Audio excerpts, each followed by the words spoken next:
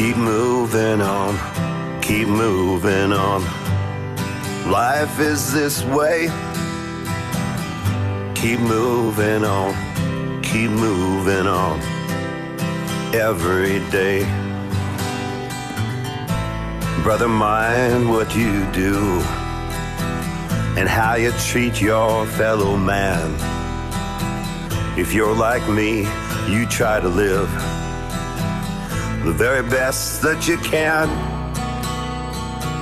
For if you spread good all around, you'll be able to sleep when the sun goes down. Keep moving on, keep moving on. Because you're here to move your business forward. BDC's here for what's ahead. BDC, the bank for Canadian entrepreneurs. Good afternoon. That's quite the video. Every time I see it, I still get to have a bit of moment. But thank you so very much, and welcome for everyone who spent the weekend with us at Techstars Startup Weekend. So as you can see from the slide, I'm Cynthia Van Sundert. I'm the Director Community Development with Strategic Investments Women Tech Fund with BDC Capital. So today, actually, truly today, marks the end of the weekend, but more importantly, it's actually the beginning of your journey. So some of you might have heard the famous quote for Gonte when they say, whatever you come up, you can do, or you dream, you can do big in it. So today is really the beginning of your journey. You did it. I was trying to think a little bit today of what would have I told myself when I began my journey I won't date myself, too many moons ago. You'll go through the ups and the downs and the winding roads, and you'll skid your knee, and you'll remember that tomorrow's another day. And I'm here, we're still all swinging. You experienced some of that through the weekend. It is absolutely a wonderful journey. It's a journey of courage. So it's courageous. It takes courage to put yourself out there. Whether it's small courage because you've slowly already dabbled in industry and you're learning new softwares, to big courage where you're coming out of an established industry and you need to reinvent yourself. Courage is courage. So I try not to say don't, I say but don't let people discourage you or the journey discourage you. So I would say to all of you, take a moment to congratulate yourself. We as females, we tend to not to be so good at that. One, taking the moment, but two, to tap ourselves on the shoulder. We all have a journey, and congrats on making it through the journey through the weekend. It's the beginning. So before I hand the virtual mic over to our facilitators, I want to thank the mentors over the weekend, the judges, our community partners and our ecosystem partners, and the extended team at Techstars. We truly couldn't have done this without every single one of you. So as they say, it takes a village. Again, thank you to the whole Canadian Women in Tech Village for your support in our journey in our industry. And to the teams who are about to start pitching, again, you're at the beginning of your journey. Absorb it all, reflect on it, take the feedback, and welcome to our community. Toi, toi, toi, as they say in the arts. Good luck. Yay, thank you, Cynthia. Thank you very much. Just like she said, we want to welcome you. It's officially the final presentation and the final step to this journey that started on Friday and ending right now. For those who haven't had the opportunity to put in their name into the Luma, we've shared the link into the chat. It's just going to allow you to see where everybody's coming from. So we're covering from coast to coast. So we've been working with individuals at the other end on BC, whereas there's I think 3 hours difference where it's earlier for them. And then for others at the other end, at the East Coast, where for them it's starting to get late. And we had to coordinate and we've been so successful. It's amazing. So just to give you an overview, but I wanted to take on what Cynthia said and ask everyone to unmute and just say congrats, because we did it. We're here. We're at the last step. So 1, 2, 3, unmute and just say congrats to each other. Congrats. Congrats.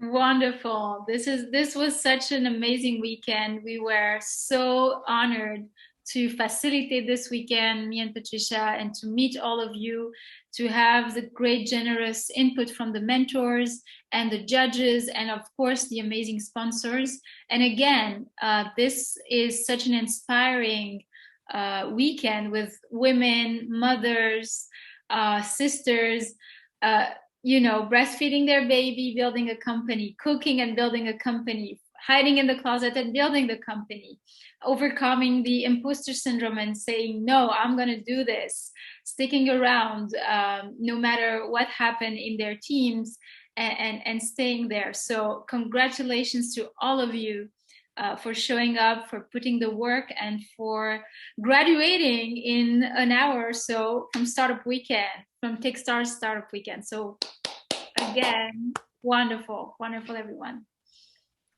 So we're just going to introduce our honored guests today who are coming here, our judges, to help you with this last part of the journey. We have Julie McGill from BDC Capital. Julie McGill is a partner at BDC, Strategic Investment and Women in Technology. She is a passionate advocate of inclusive investment and in supporting women in leadership role and developing the next generation of women in tech founders and investors. We have Christina McDougall. She's the founder and owner of Artemis Canada.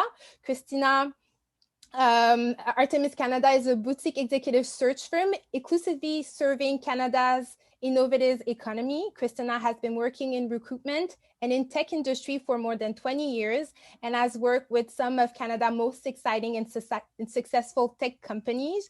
She and her team are proud to partner with investors, builders, leaders who are changing the world, enriching the lives of their teams, strengthening the communities, and delivering valuable innovation in global marketplaces. We also have Claire, who works for Platform Calgary, but she is also a tech-savvy, multilingual professional with experience in leading cross-functional teams to plan, build, launch, and manage world-class innovation, both as a founder and as a startup advisor. She is also a visiting professor for entrepreneur at the University of Virginia at the Léonard de Vinci University in Paris. We also have Bruno Morancy from Techstars Accelerator Montréal. And Bruno, since graduating Techstars, he's been involved in an array role of industry, among them starting from Context.io and IAP, that makes it easy and fast for developers to integrate emails data in their application. And his background is in engineering. He loves bringing tech products to market and selling them as much as he loves to build them. So let's just welcome all our judges in the chat and add a few welcoming words to thank them for being there and here with us today. So in terms of the judging criteria, the mentors, the teams, and now the judges have been briefed, all of you have been briefed about the standard Techstars Startup Weekend judging criteria for the weekend. So we have validation, execution, and design, and business model. So for validation, we can go back one. So for validation, we're gonna assess whether you validated the problem statement, you talked to potential customers, you verified that there was a problem that you're solving, and that you identified a very specific target market. In terms of execution and design, the emphasis is on the original idea. Has it been refined? Do you have already a demo, an MVP, or a prototype? Is it easy to use? Have you thought about the implementation and the product itself, and how easy to use, how easy it is to use for your customers? And then in terms of the third criteria, business model, have you thought about monetization, partnerships, customer channels, expenses, key activities? Have you really defined your value proposition? And have you also studied your competitors, and thought about what differentiates you and what makes you unique? So the prizes for tonight, all the participants will be getting prizes for their participation.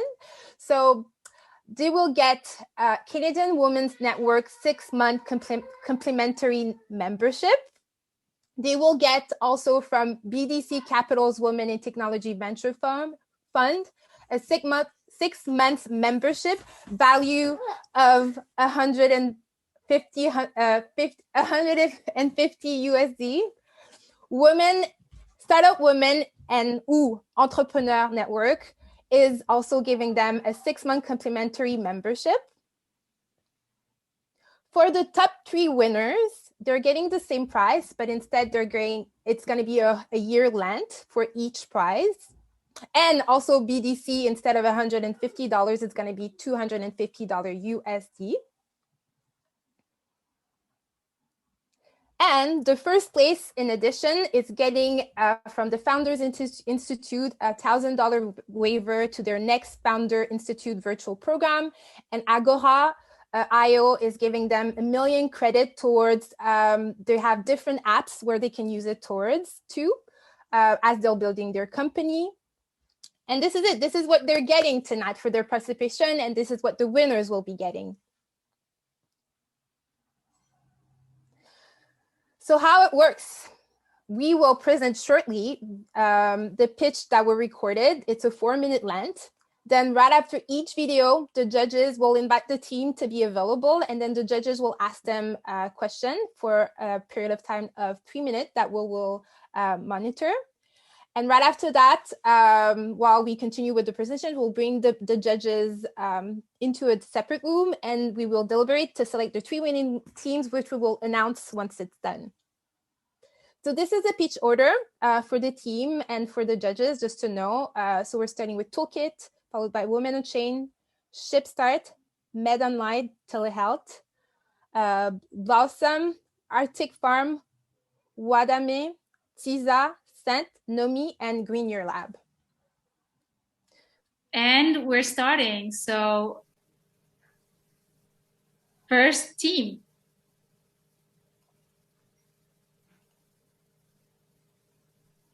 Hi, I'm Rania, and I'm presenting on behalf of Toolkit Chair Team. The problem is that there is always high unemployment rate. And the EI statistics show that 22 billion were spent in the last 6 months on 2.28 million workforce candidates. Our target is to appeal for someone who is willing to pay for a service to save money and time. We are bridging the gap between the customer and the service provider. So for busy people who want to hire a helping hand to complete a task, we have developed a marketplace to book skilled and non-skilled community members at convenient time to achieve earnings faster.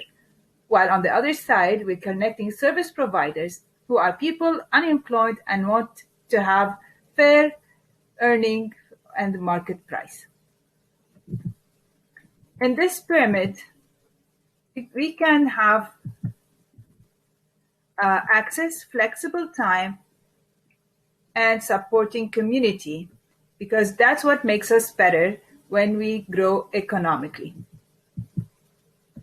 On the validation, we have asked 19 persons in social media and 2 service providers and 2 customers.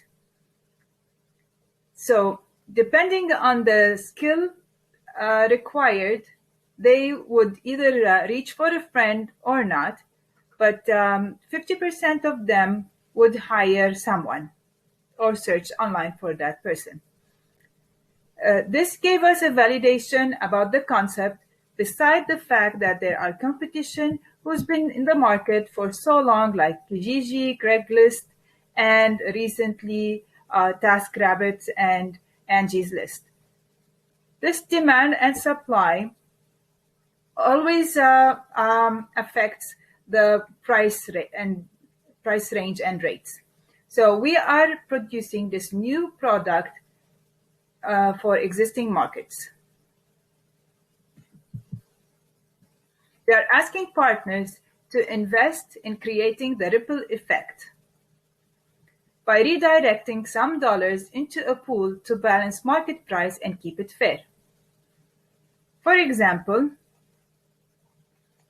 if the customer is paying $20 per hour for a certain task, the provider would earn market price for $25, where the organization support in $5.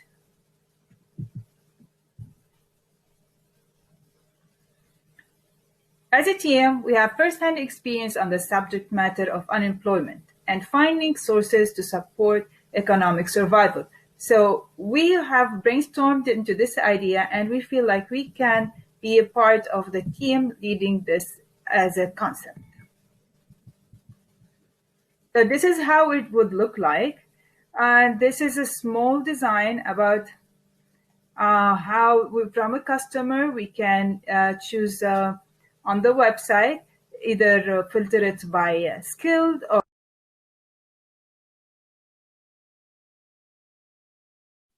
Technical issue. Stay with us. What happened? Was that the end? 4 minutes cut off.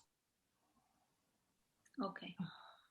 Okay, so Toolkit, we invite you to be ready for the question. I am starting the timer. Any question? Any judges wants to start?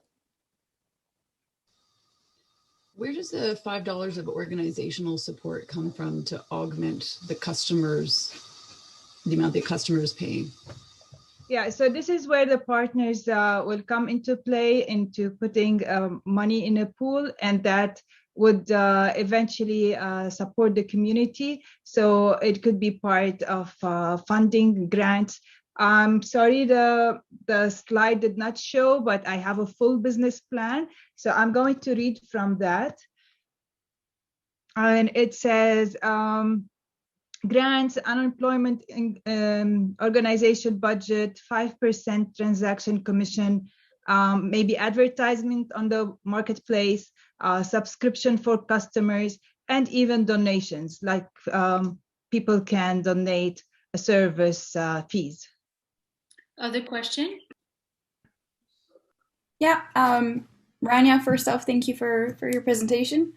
Could you tell us a bit more about your competitive advantage? Why would people pay to use your solution versus another one on the market?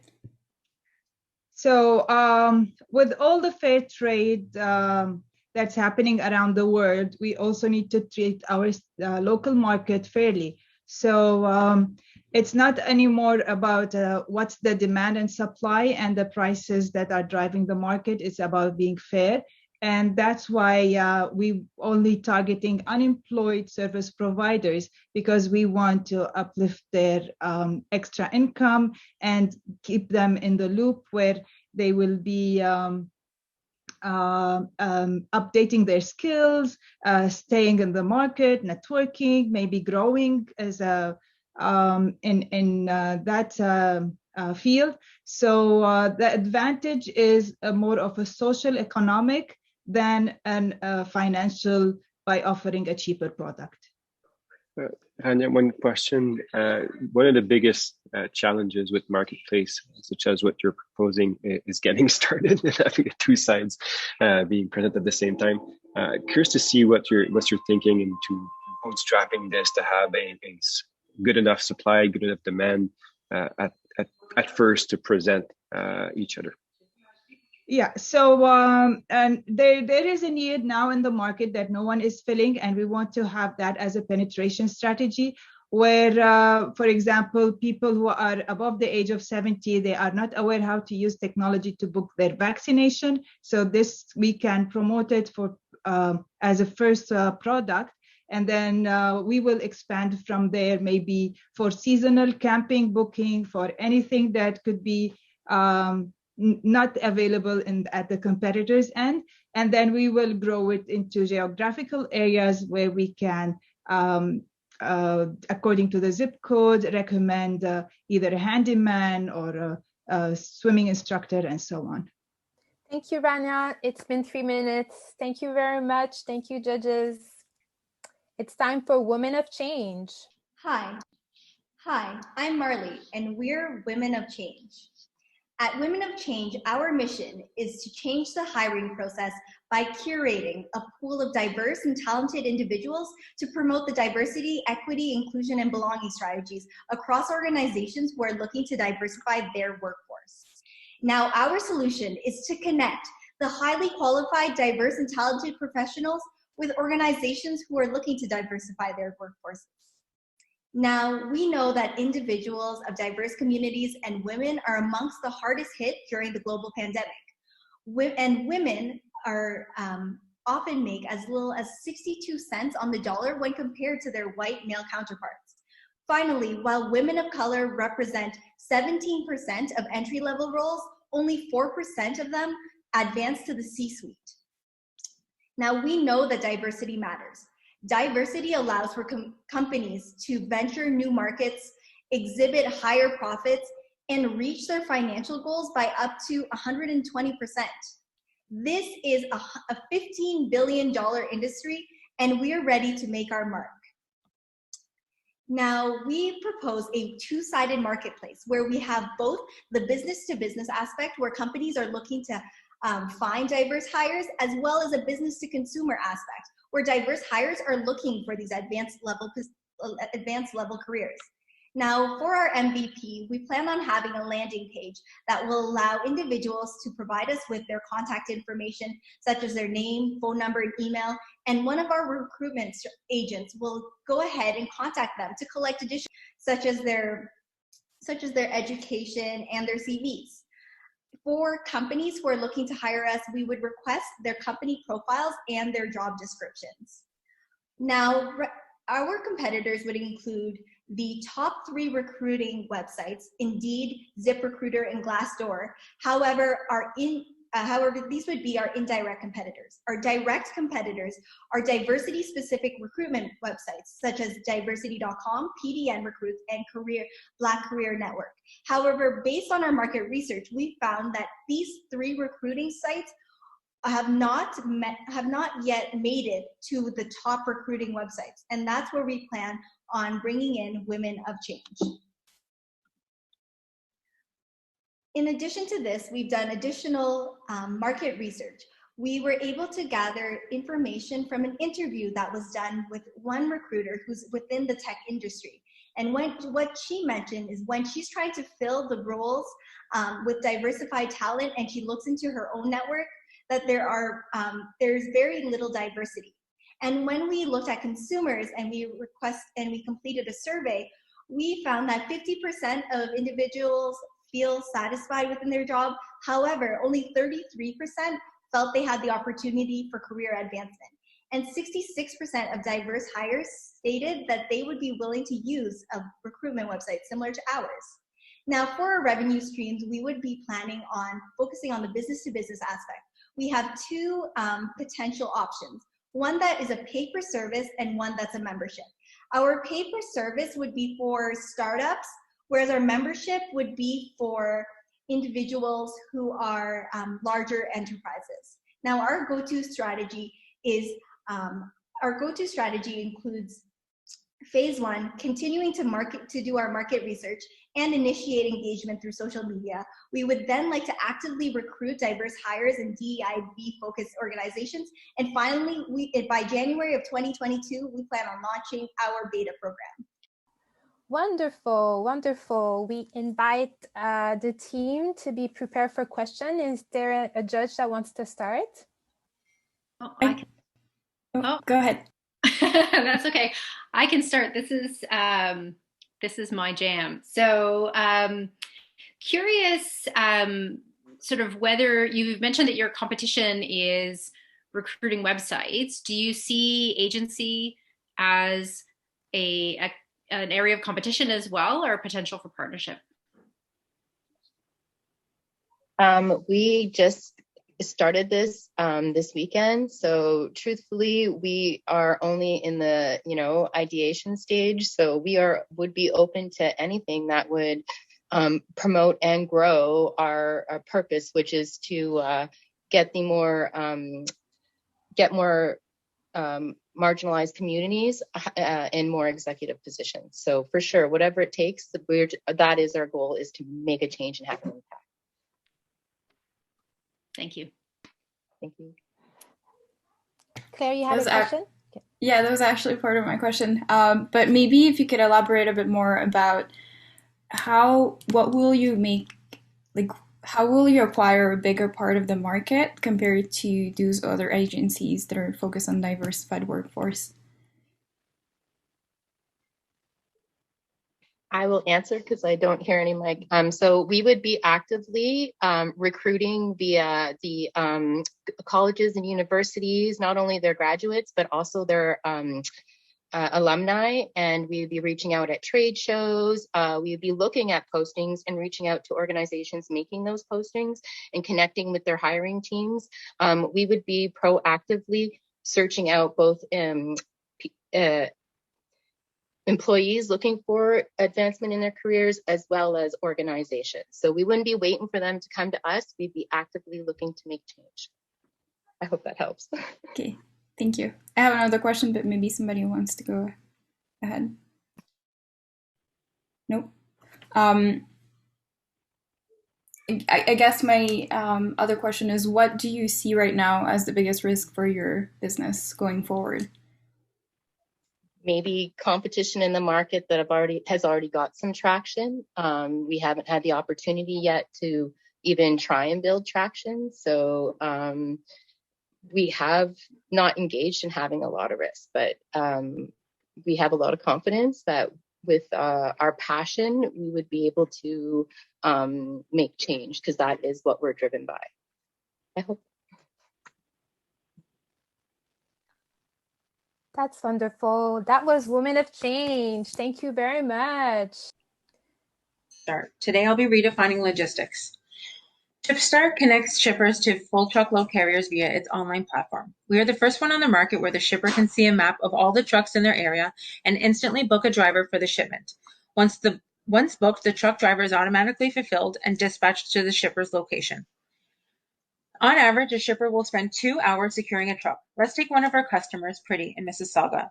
She spends nearly an hour and a half waiting to receive rates and transit times from carriers and brokers for a shipment headed to Montreal. Once all rates have been submitted, she then chooses the best suitable carrier and drafts the paperwork. At this point, the carrier is dispatched and the truck is scheduled to pick up at some point that day. She may not see the truck arrive for another 3 or 4 hours due to the carrier experiencing delays at another customer's location, driving wasted miles with nothing on board, or just simply traffic. Once the load has finally been picked up, she then calls or emails the transport provider to track the shipment 2 to 3 times, depending on the importance of the shipment. She will do the same process 3 to 4 times a week. While Pretty is experiencing her pains and challenges of getting the freight out the door, the carrier has their own set of problems. Keith, at Capture Logistics, who is a dispatcher, has spent nearly 3 hours calling and emailing brokers and shippers looking for freight and quoting approximately 10 to 15 shipments before being awarded a truckload from ShipStart. Keith's job is just beginning. He now must manually enter all the shipment details into his own system before dispatching a driver. Keith then calls the most suitable driver to prepare him with the details, address, and directions to his next job.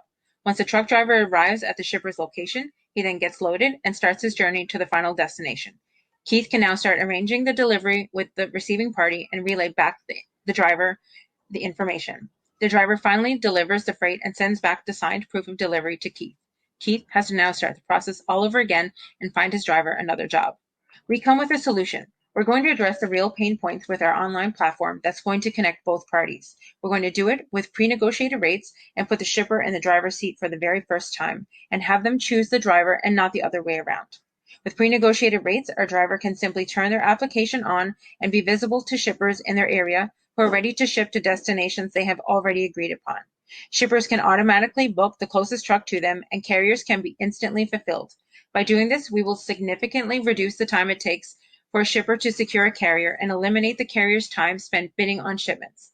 Since the driver has everything they need, they no longer have to go back and forth with their dispatcher or the customer as their paperwork and instructions are generated through our application. Pretty can now log into her own account with our platform and enter her shipment details, such as pickup and delivery location, and instantly view all the closest empty trucks by mileage, rates, and customer reviews. With just a click of a button, she can automatically generate her paperwork and the shipment is submitted.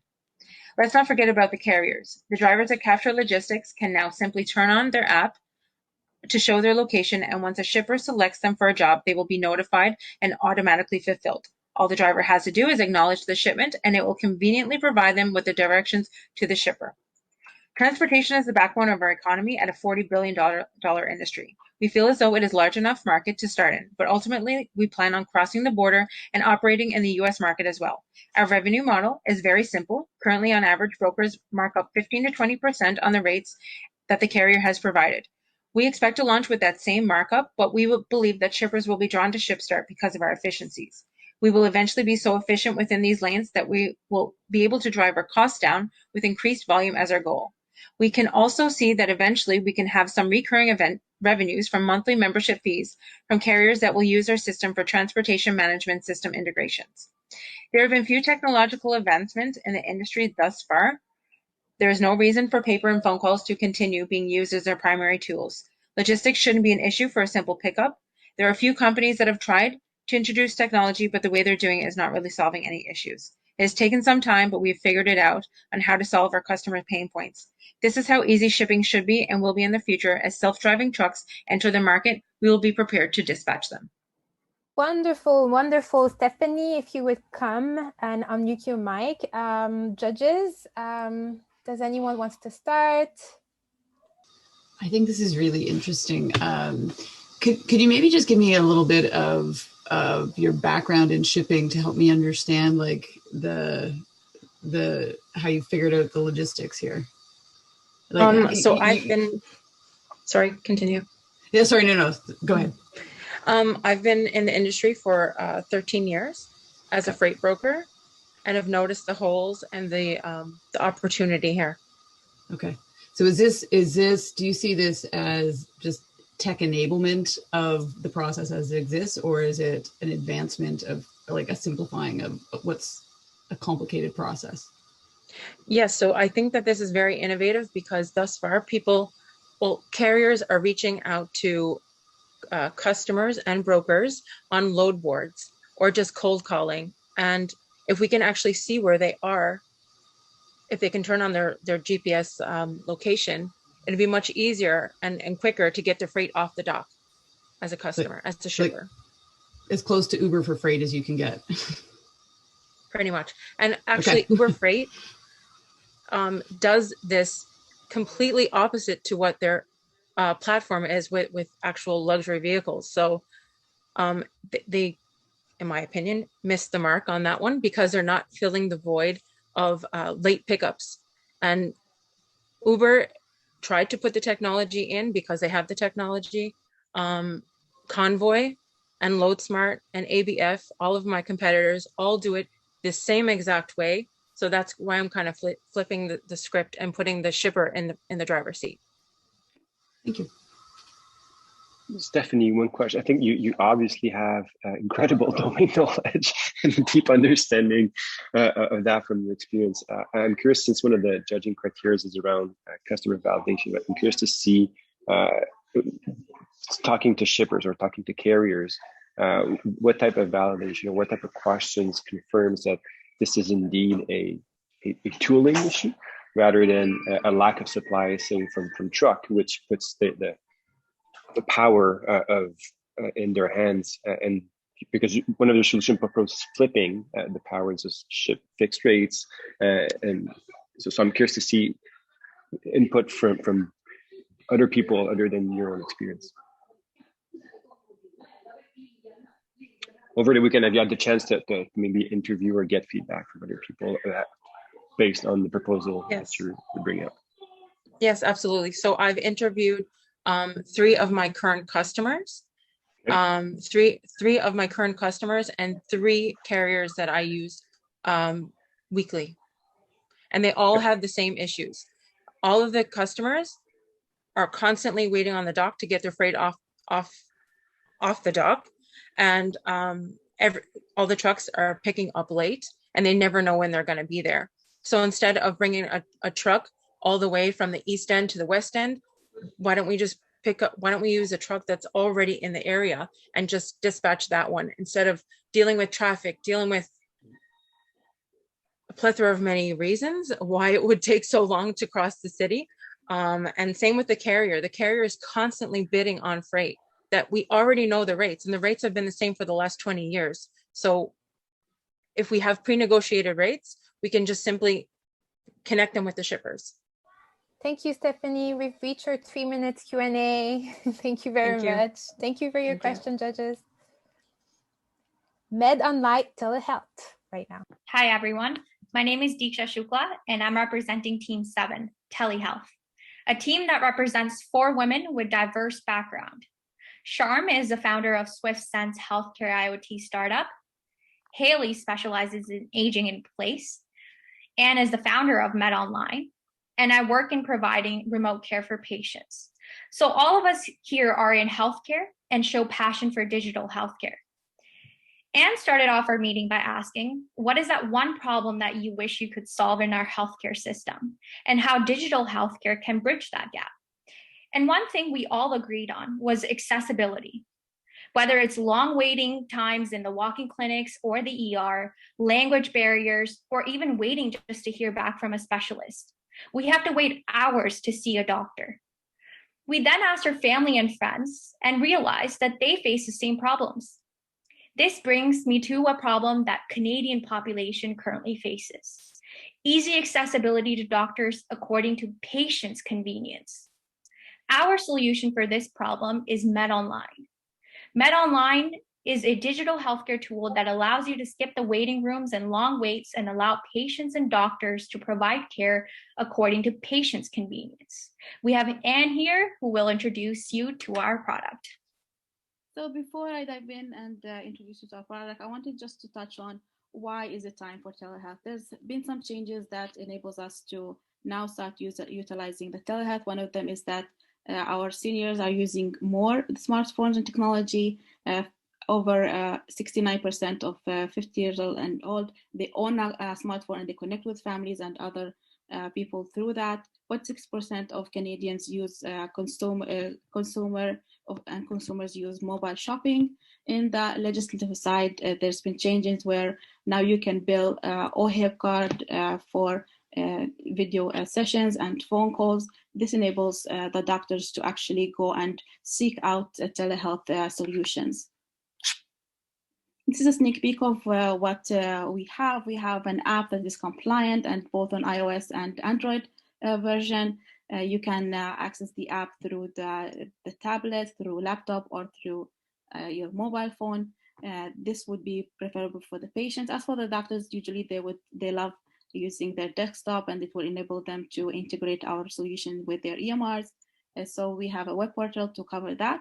If you're tech savvy and use wearables and medical devices, you can always monitor your vitals and send them through the app to the doctor, where they can give them better insight of what you have and better manage your health.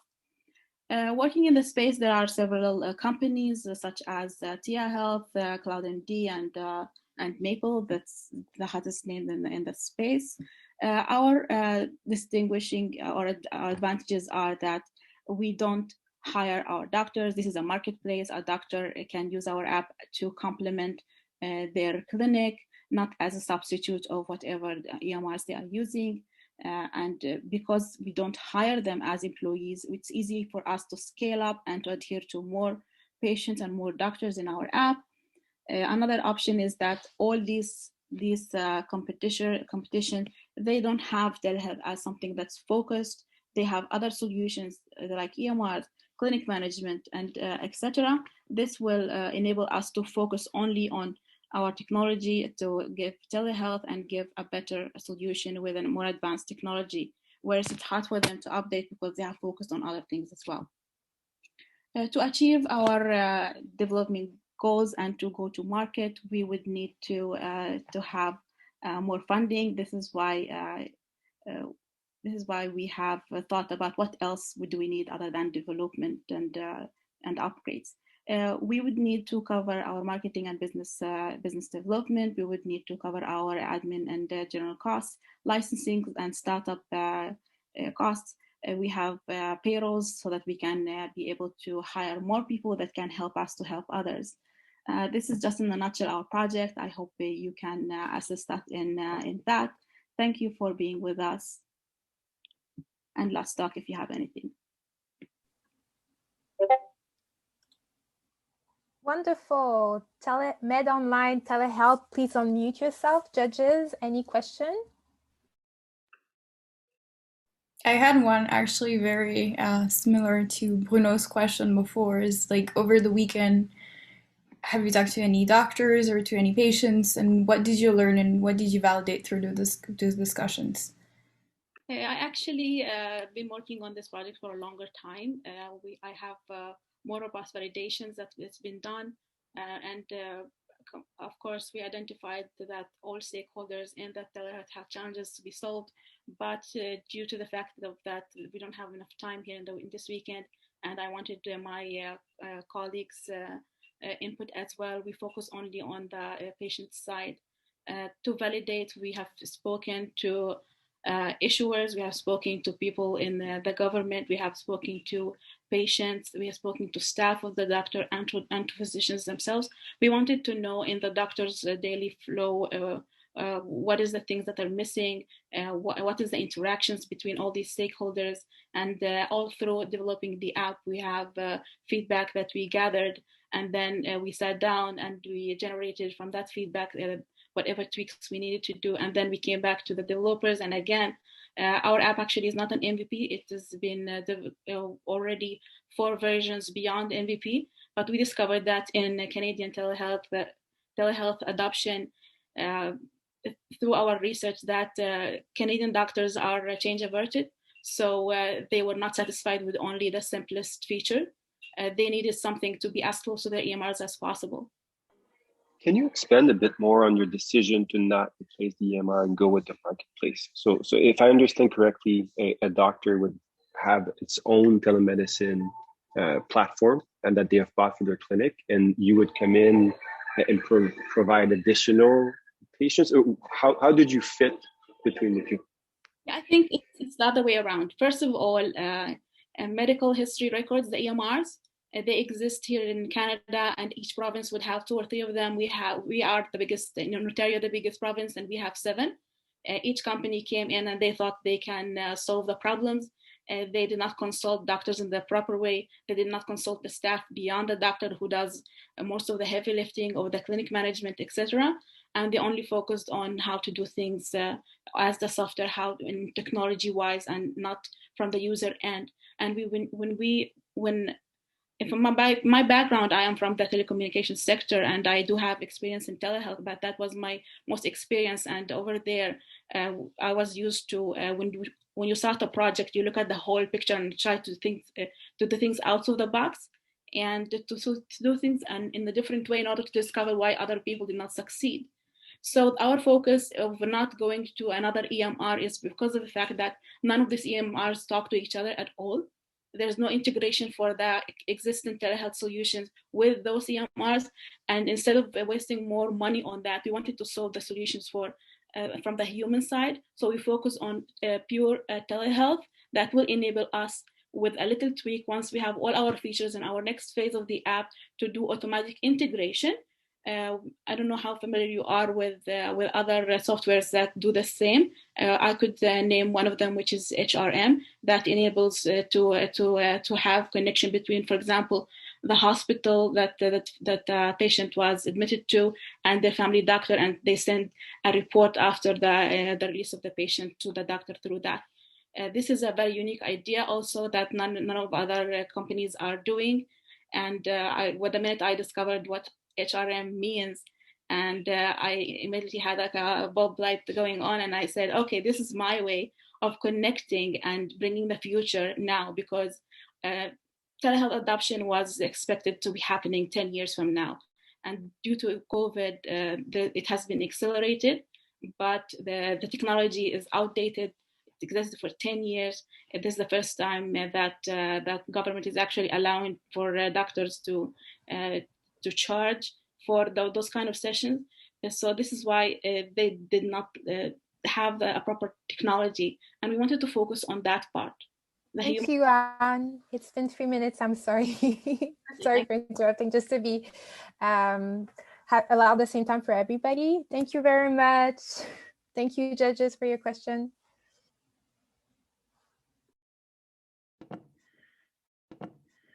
Hi, I'm Jennifer Krudbos, founder of Blawesome. This is my amazing team from the weekend.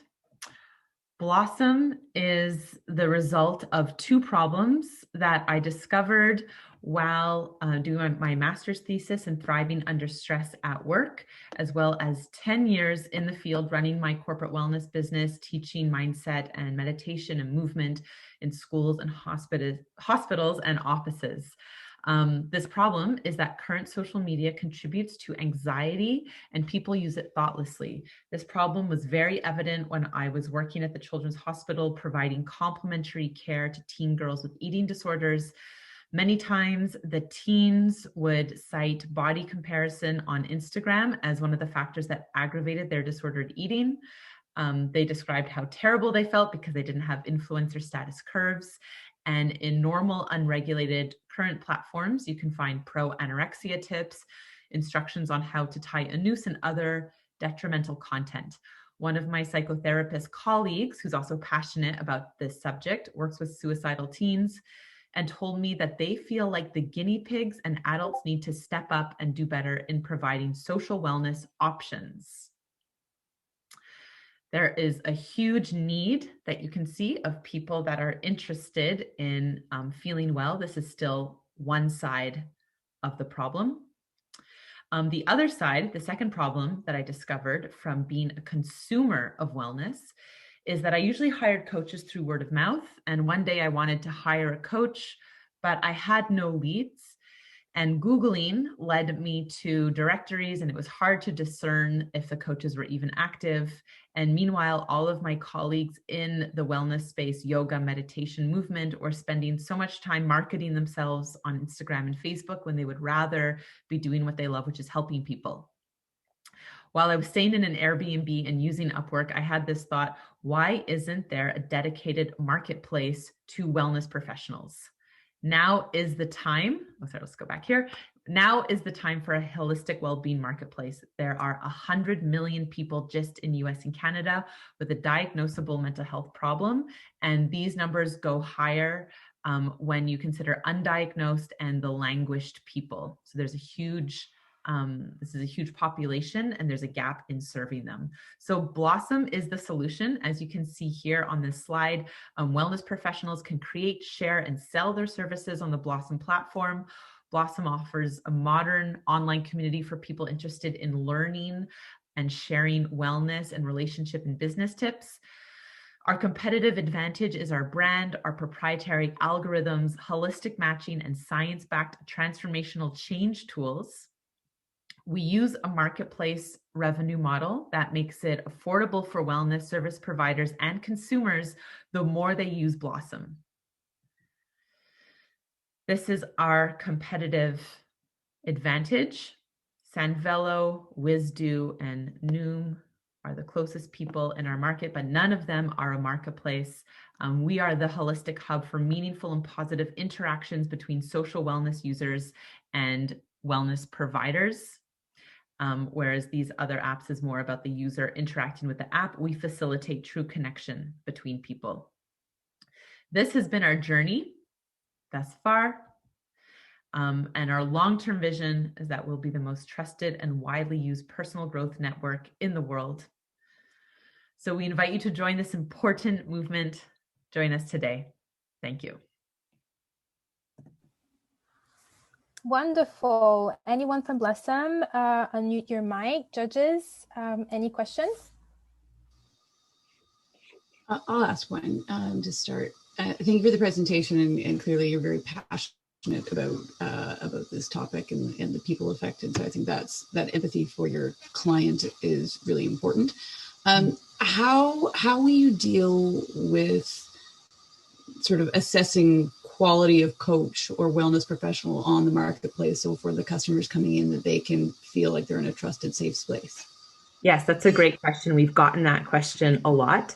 There's initial simple barrier, which is a simple ID, and then similar to Rover, which is a dog walking or dog sitting as well marketplace. To be a service provider, you have to provide 3 testimonials from past clients and testimonials about your quality of character to get you in the door. And then if you want to stay on the app, similar to Uber, you need to maintain a minimum of a 4-star rating or you get kicked off. And we'll have again, similar to Uber, built-in star ratings and testimonials for each session. So quality is really tracked. Okay, and second question on the customer validation side, when speaking, have you had an opportunity to speak with other coaches to understand how many interactions would they have to see being able to get through this marketplace to make it worth their time, like worthwhile to allocate time in their schedule to be part of it? To make it worthwhile for the coaches to, yeah, absolutely. I've done in-depth interviews with about 20 coaches, and many of them are, again, wanting a space where they feel that there's a dedicated, curated audience. Because as I mentioned in the pitch, a lot of them are marketing into, the vacuum of Instagram and Facebook, which has a lot of people, but it's very unfocused and disorganized. So they're actually really excited about this. They describe this as something that they want and they've been waiting for. And also, coaches are often the best consumers of wellness as well. So there are the ones that are there also looking to buy and to learn and to grow their skill set as well. Okay, good, thank you. Any last question?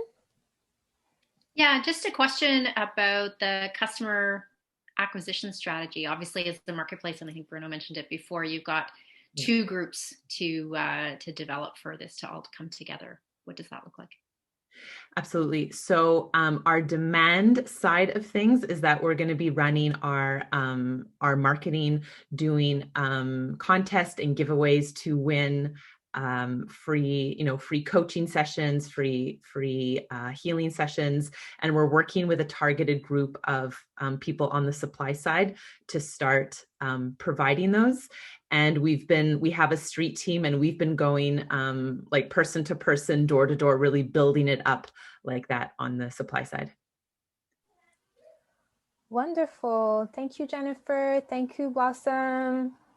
Thank you, judges. Next presentation. Arctic Farm. My name is Lily Weeman, and I'm the owner of Arctic Farm in the Arctic.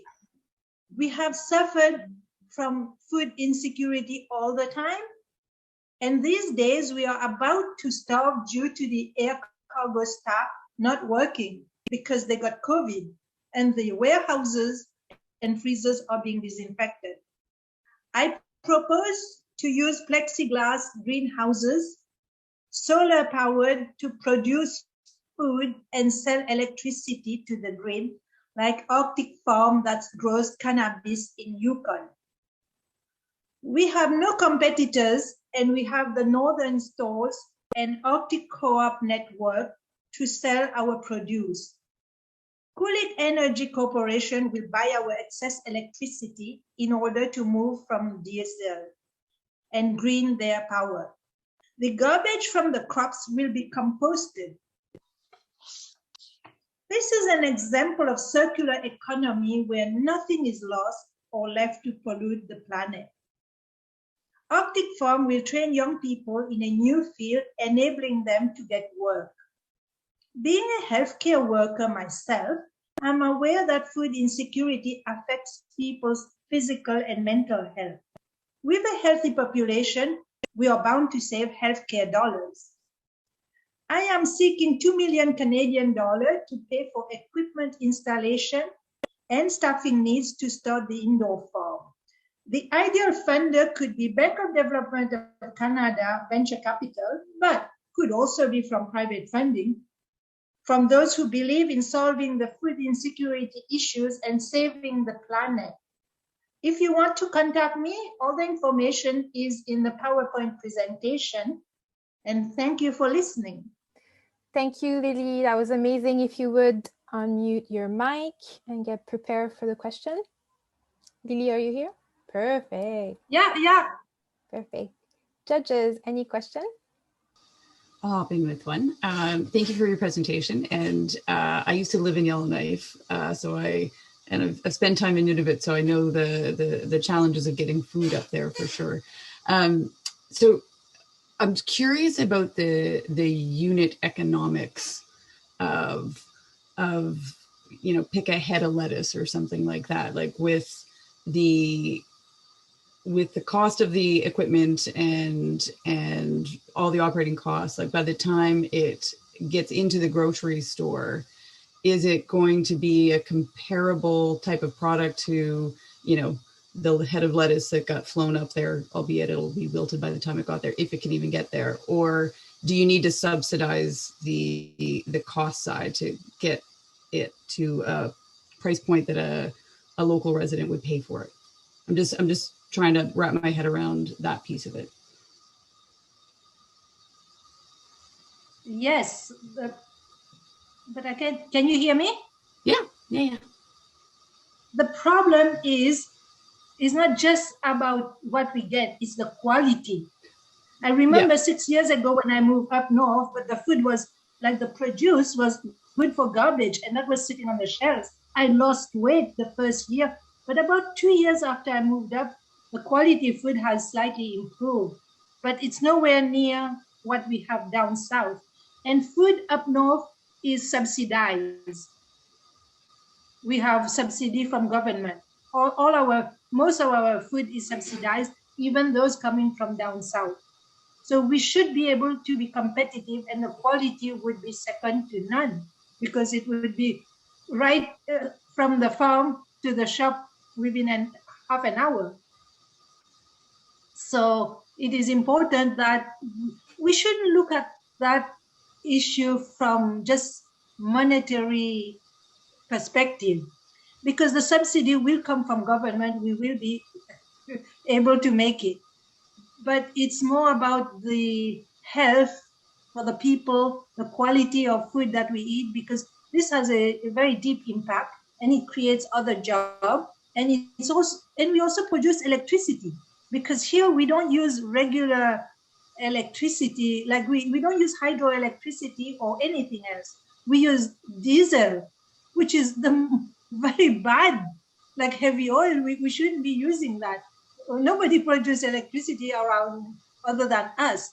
Whereas if we use solar panel, we sell that to the grid, so helping them to green their power source. This has many, and lots of people have talked about it, and it has reached Whitehorse, Yukon, and Yellowknife, but it hasn't reached here yet, because the promoters of grocer didn't sit too well with the people here, because we have a lot of sunlight. They say, why would you use CCAN and use LED light when we have too much light here? It's bright daylight here right now.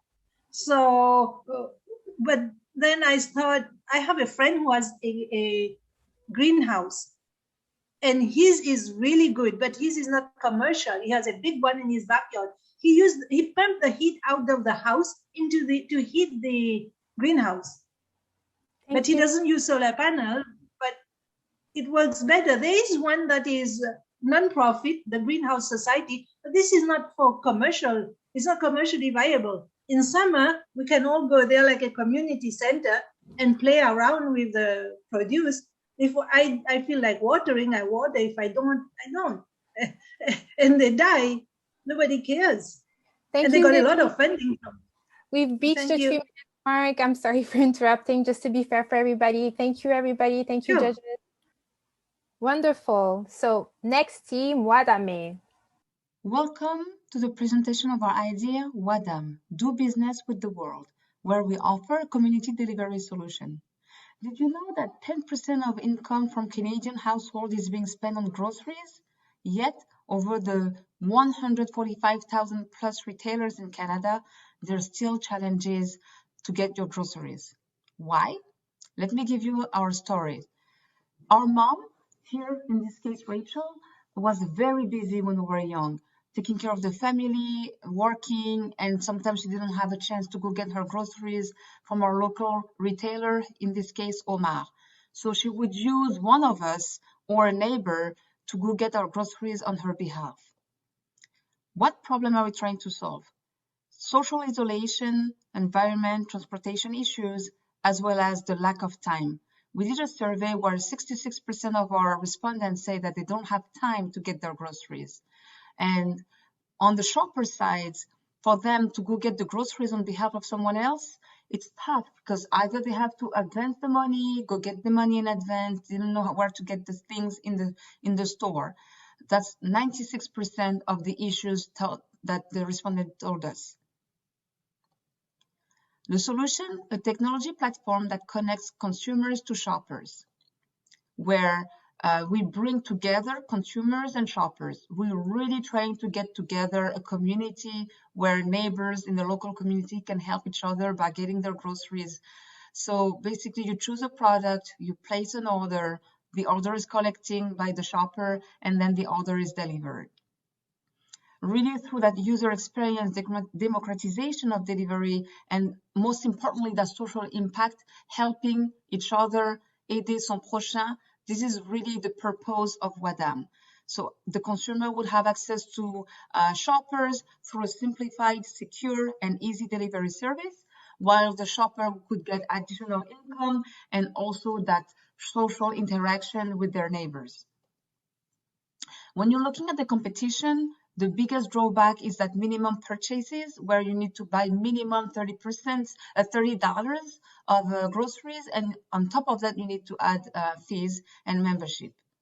For Waddame, the consumers will have a subscription of $5 to $7 a month, and then on the other side, the shoppers will get a percentage commission from the groceries that they're doing.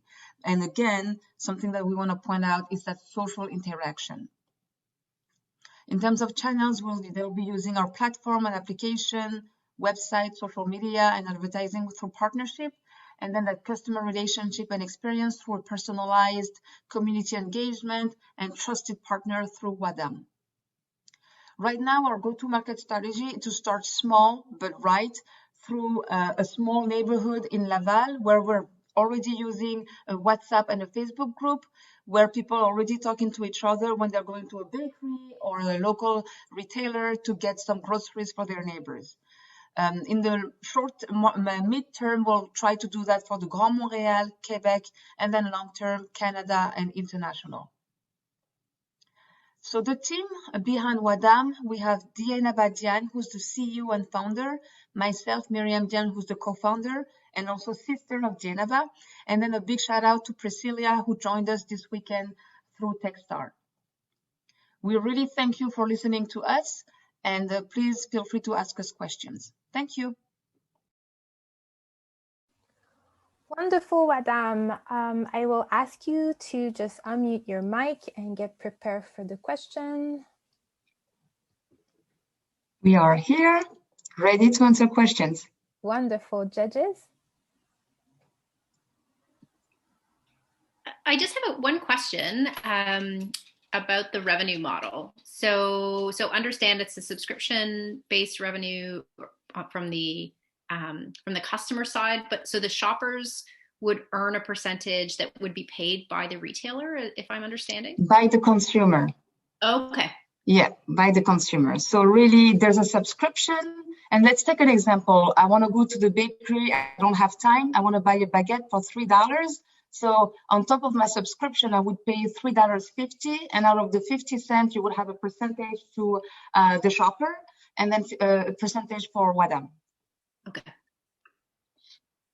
So just sorry, following up on that, what is the incentive for the shopper to actually shop when it's such a low?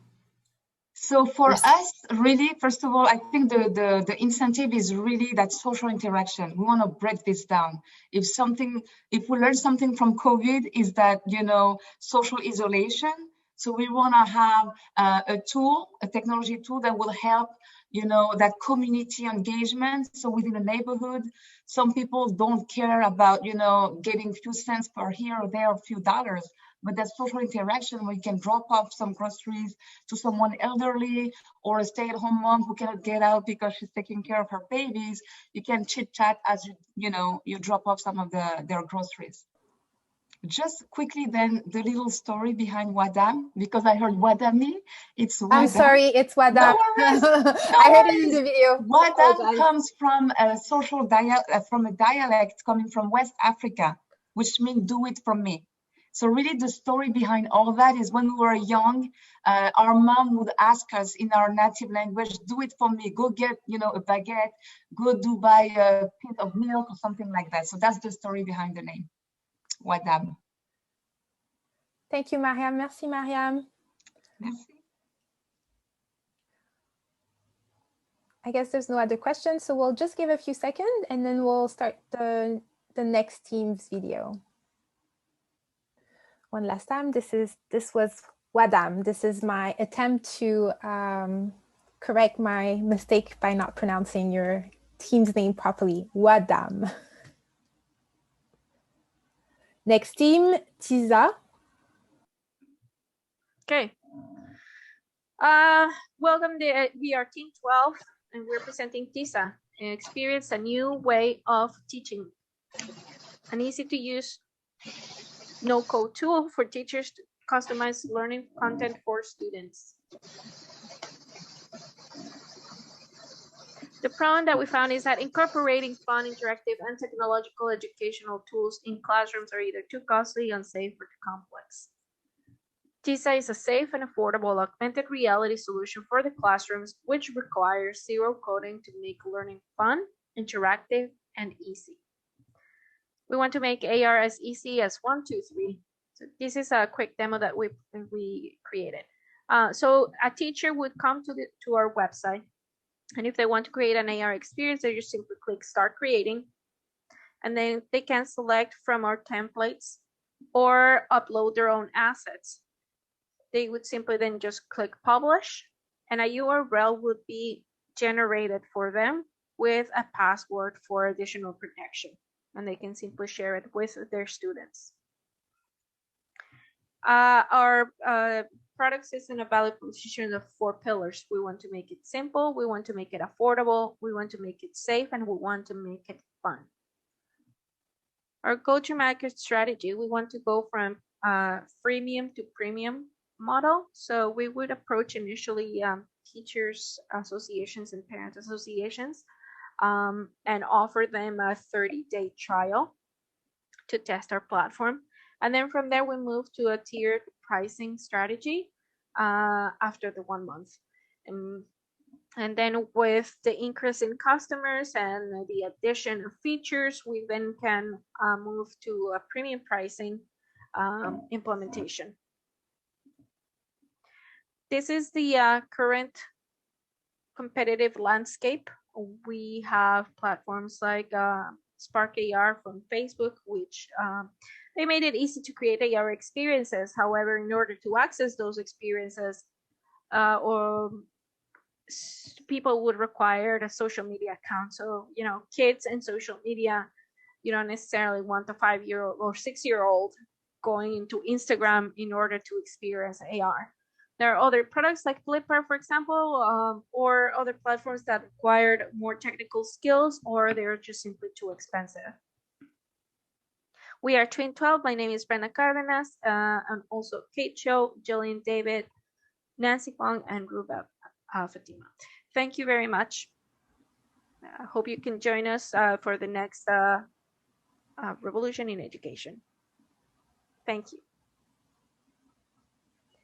Wonderful, wonderful. Thank you. Great video. So I'm inviting someone from the team Tiza to unmute for the Q&A. Hello. Hi. Hi, Brenda here. Hi, Brenda. Wonderful. Judges, any questions?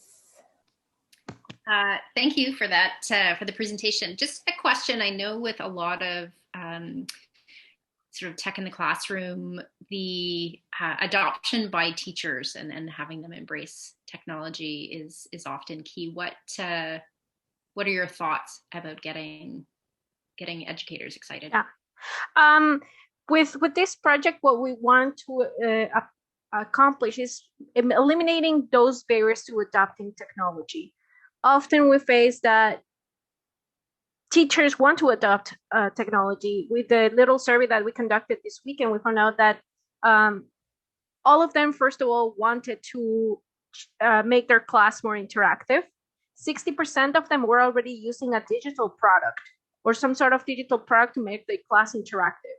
So the next question is, a lot of them already know what the AR is, but if you ask them, how would you create an AR lesson? They don't know. And then they're faced with the questions, which platform do I use? Is it Android? Do I have to download an app? Do I have to do this? So we want to eliminate those barriers by creating a platform that with a few clicks, they can generate the content and distribute them. So it's a two-part system, whereas we offer them on one side the tools to create it, but then also it's safe for the kids to access that. So perhaps the kids in a classroom, they only have a tablet that is not, it's not at the latest one in the market. They perhaps only have access to the internet.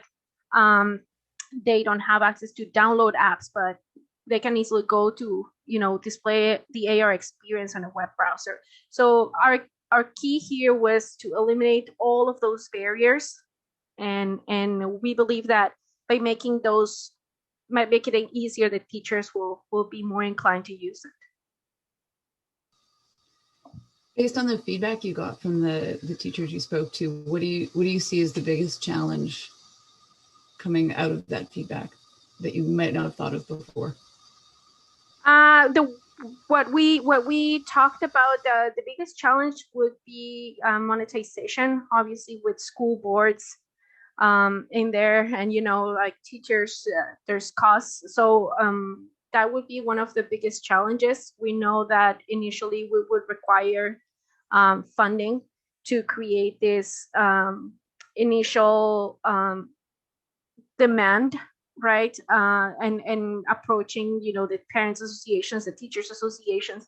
And then we believe that later down the road, once we can have the school boards on board, then, monetization would be easier. In terms of technology, they are already adopting technology. With COVID, they're realizing that all of a sudden they had to find these tools, they had to find Zoom and they had to find all of this, but they're not interactive enough, and the kids are getting tired, the kids are getting distracted. So they need new tools to, create that, increase that interaction and that interactivity and make it more fun and appealing than just sitting in front of a screen. Thank you, Brenda. Thank you very much. We reached our 2 minutes. That was amazing. I love the support in the chat, everyone. That's amazing. You've all been doing such a great job. Let's go to the next presentation. Sent. Hi, everybody. Our team is Sent, and we do paperless payments. So a week ago, I was trying to find a receipt, and this is the mess I was dealing with. It was so frustrating, all the paper that's generated. In addition to this, we discovered that 12 million trees are destroyed annually. The receipts are covered in a chemical that's hazardous to health, and vendors spend $18,000 a year for 1,000 receipts. So our solution is a processing platform that captures e-receipts and itemizes purchases, allowing customers to seamlessly track their purchases against multiple parameters and be able to access the receipts anywhere, never handling a receipt again. So the messages we got from a lot of our customers is that they just don't want to deal with paper receipts. They want to keep them, but they just don't want to deal with the paper. So we discovered our market is in this green circle, which is 1.6%, 6 billion retailers and 2.25 million customers who want digital receipts. We looked at the competition, and most competition are dealing with an app, and there's manual capture for the customers, but also Shopify offers a platform where they capture receipts, but only on the platform that they where they shop through the shop. This is how Cent works. Customers buy items in the store, and then the Cent processes the payment. Then they Cent charges a 0.5% transaction fee, and then confirms the payment, but there's no receipt, physical receipt for the customer. So our business model is a freemium offering, a customer paid offering, $5 per month, charging 0.5% per transaction for vendors, and access to retail data once we generate enough information. So this is 73 million year-on-year revenue. So here's a demo of what the app might look like for the customer. You get a list of transactions by date.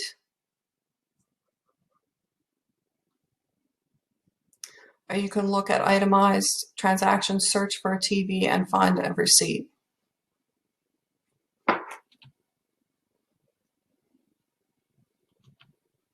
So our go-to market strategy is MVP, early investment, beta launch to early retailers, and roll out to in-store payments.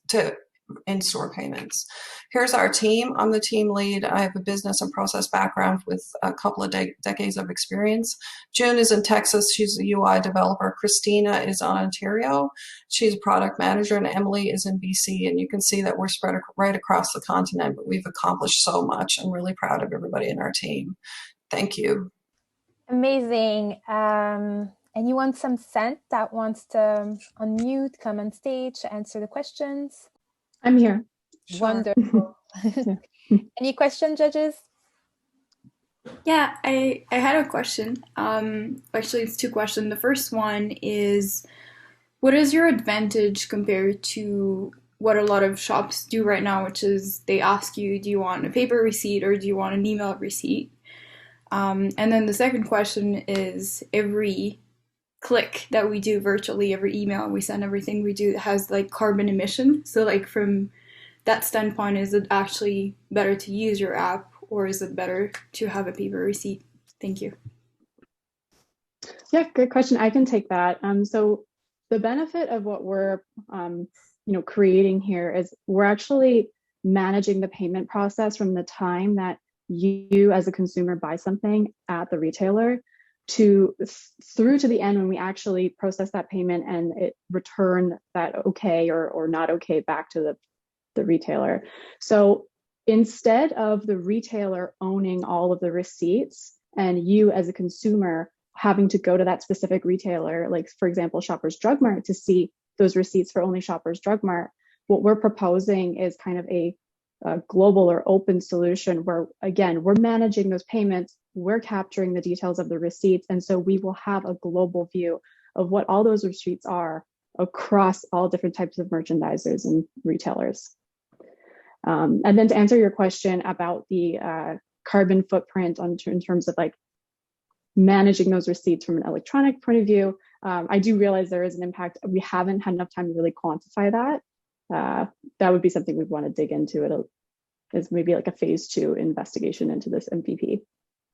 Okay, so I guess my question wasn't, the first one wasn't super clear on my end. For me, as a user to actually use it would mean that a lot of retailers actually have to adopt your app, right? So there must be a critical mass for me to actually be able to use it. And currently, if I go to my email and I type Shoppers Drug Mart, I have like maybe 5 email receipts that appeared. So what would be your advantage?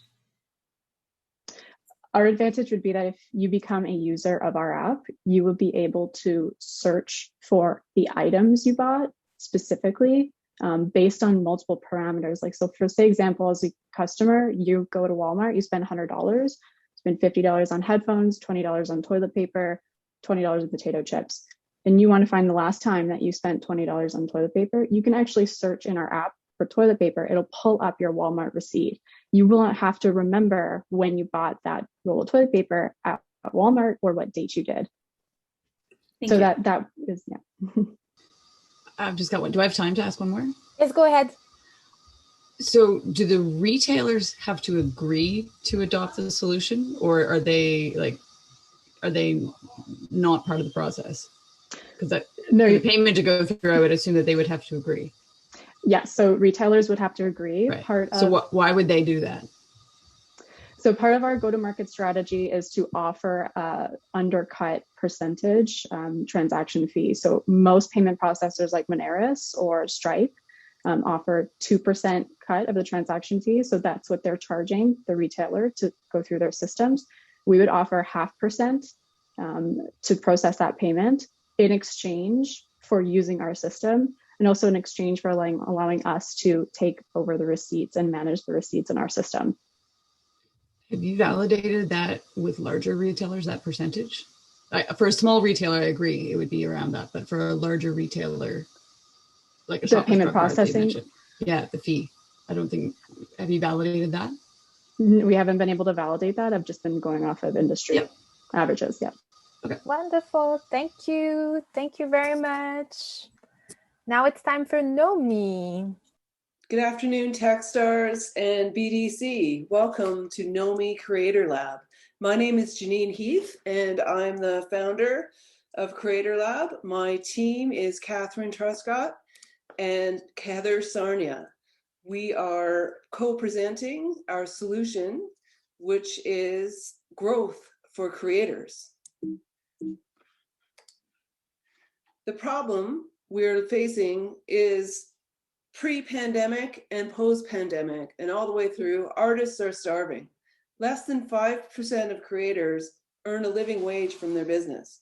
Substantial time and resources that they require to build their niche 100 fans and revenue growth are required for content production and management. This takes time, and with livelihoods at risk, platforms that are supporting creator payments being valued at $4 billion, creators need help to monetize and create revenue. Our focus is going to be on artists and creators.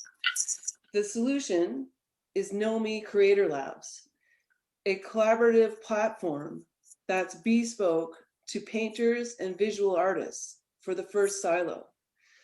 Nomi will link artist members through a communication app and feature a white label website for members to brand their business. Established artists providing online courses and masterclasses, and video from leading industry artists and influencers. Subscribers can grow their business and showcase a marketplace in their own name and brand. All the while, content managers will participate in upscaling the content production for the artists and emerging artists. The platform will look friendly and help members and artists to sell content and their visual art. Why is this needed, and why is Nomi different? Well, creators need to turn to online platform to grow their careers. Content creation has created a market of over 50 million content creators. Only 2 to 5% have the ability to make earn revenue on a full-time basis, whereas a larger portion of our population are visual artists and artists. The service obtainable market of the 47 million creators that are unable to have revenue growth at this time is verging on 1 million members. 1 million members that have the potential to upscale their business through Nomi Creator Lab. We're in V3 of creators as businesses, with many patronage platforms and forms of creator payment, where our competitive advantages of our offering is we're distinctly focused on the creative arts, visual artists, initiating our business by the influence of creative visual arts. We will go to market with the platform in July of 2022, while we engage with our industry influencers and support from community. We'll upscale to refine the website and scale to our go-to-market plan in the coming 2 years. The potential for the revenue growth based on membership of $29 over the period of time would be a minimum of 25 million in the return to investors. The team is myself, Janine, producer, former executive from Shaftesbury Entertainment, which was acquired by AMC, Catherine Truscott, founder of Truscott in Investing, based in Calgary with a long legacy in sports and entertainment, and Heather Sarnia, founder of Net Atelier, an emerging platform for the interior design business. Wonderful. Thank you, Nomi. Anyone from the team wants to come up the virtual stage for the Q&A? Sure. Wonderful. Judges, do you have any question for Heather? Hi, Heather. I'm curious to hear a little bit more about the customer research that you did. So talking to both people on the artist side and potentially the users of the marketplace as consumers.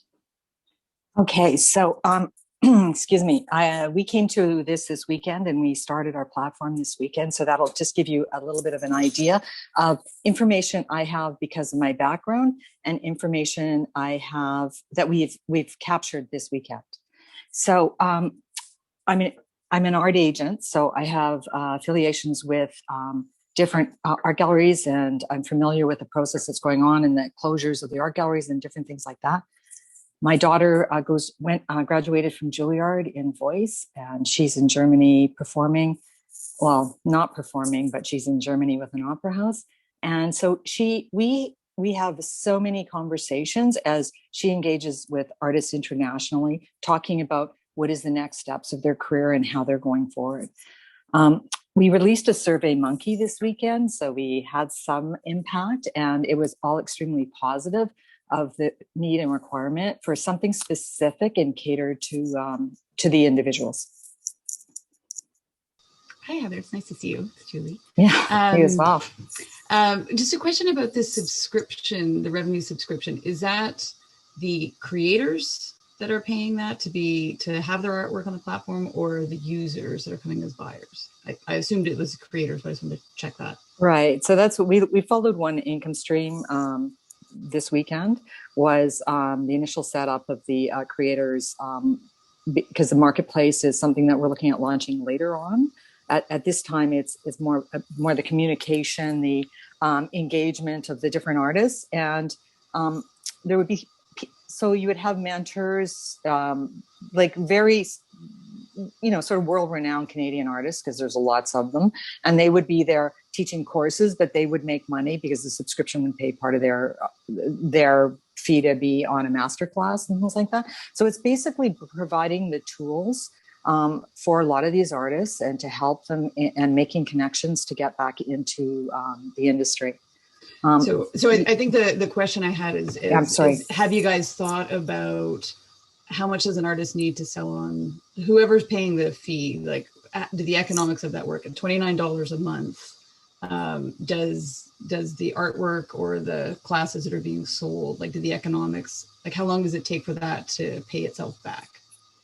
You know, and not just, you don't have to give the answer, just like, I always want to make sure that you guys have thought about that. Thank you. We didn't work out all the financial patterns at this time. On this weekend, but yes, there's a lot of revenue streams that would really take, you know, some more investigation and time to do that. You know, we're looking at also support for a lot of the artists might not be able to manage the $29. So, you know, how can we support that as well? And there are a lot of artists that would be giving of their time as well for free, or people that would support a thriving artist community coming back and, you know, getting back on their feet again, because it's been decimating for a lot of people. Thank you, Heather. We've reached our 3 minutes. Thank you, David. Thank you. Thanks, Q. Thank you, everyone so far.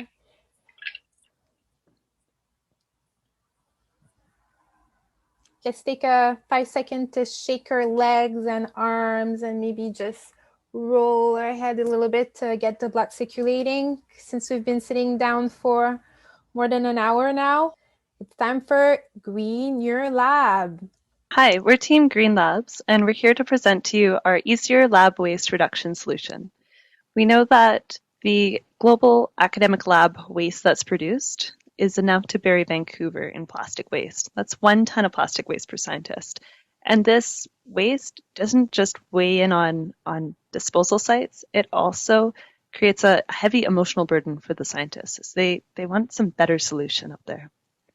So we've come together as a team, and based on the scientists in our team's experience in creating green labs, we've come up with a process for what to do with all this plastic lab waste. We know that labs want to reduce the waste, but they don't have the funding or the know-how to do this.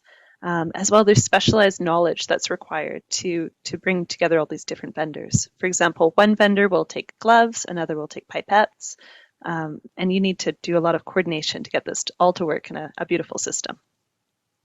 So our solution is sustainability optimization as a service. We partner together the education, the funding, the implementation, and we're turning things like plastic gloves into plastic benches. And we've already started reaching out to different partners in the space. Our solution starts with developing a comprehensive action plan for labs, partnering them with some funding, doing a little bit of auditing so they can see the before and after of the results. And it all comes together to help these labs save time, energy, money, and the environment. Looking at the market, now is definitely the right time for plastic lab recycling. We see that there's quite a large market, $420 million US dollars of global plastic recycling market. This is steadily growing at 5% continuous annual growth rate. And there are plenty of potential customers, 21,000 different universities globally. And for example, just McGill, which is a medium-sized university, has over 800 wet labs that we could help optimize. Pair that with the trends in increased awareness of the cost of these single-use plastic items on our environment, and legislative changes such as the EU ban on single-use plastics and the Canadian ban that's coming in a few years. Now is definitely the right time to get this started. Looking at our revenue, we have identified 2 different pilot projects that will start. That's 50,000 revenue in the first year. We're going to expand that in year 2. And this is a cost-neutral solution for these labs, helping them partner 50% grants and 50% reduction in their current waste cost. For our market research, we did 35 interviews with lab managers and scientists on Saturday. That covers 27 different institutions. Their barriers were found to be limited funding, lack of time, and lack of know-how. But there was one central message that we found from all of them, and that was that waste reduction and recycling are top priority for these groups, and that they're just waiting for a feasible option and a universal program that can accept all brands of the plastic waste that they have. Looking at the competition, we are the only option that helps partner these labs with some funding assistance so that they can get started. As well, we take care of that implementation piece, which they're not getting in the purely consulting options. And this all combines together to create a sustainable, scalable option that really narrows in on this niche of lab waste. Our next steps are starting out those pilot tests, and that would be starting in September.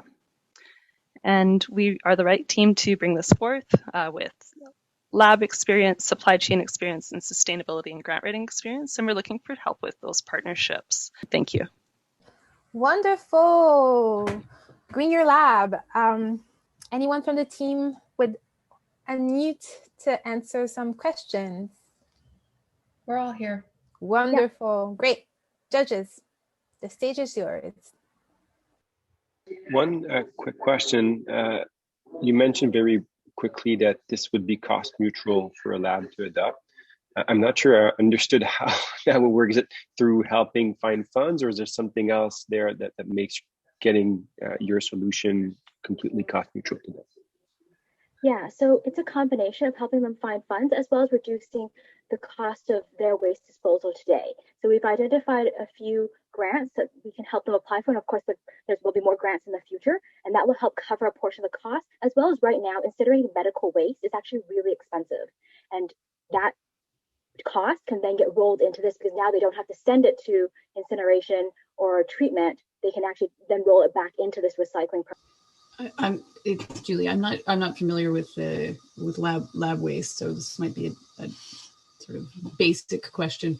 The things that are required to dispose of medical waste, I assume that there's a health safety reason why that needs to be. So help me understand how your solution gets around that issue. Yeah, so it's true. So biomedical waste is actually very difficult to find the right recyclers for.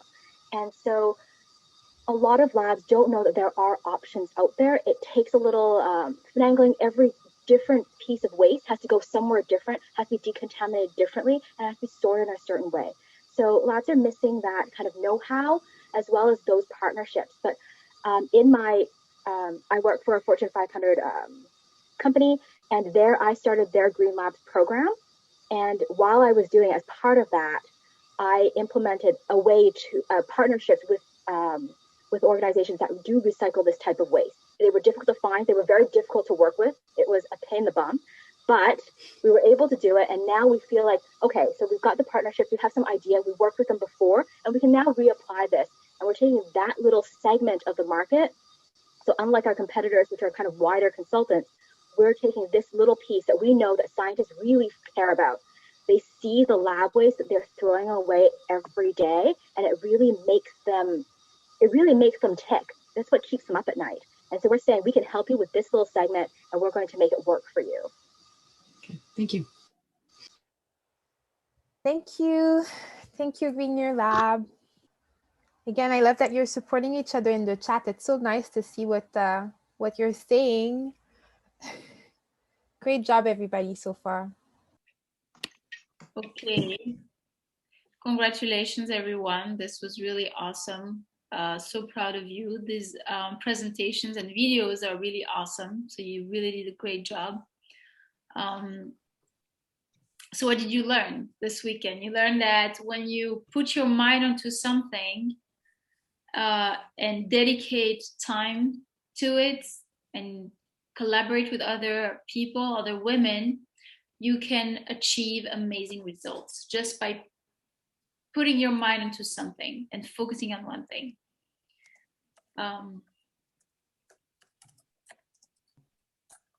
So again, we need to thank all the people who made this possible.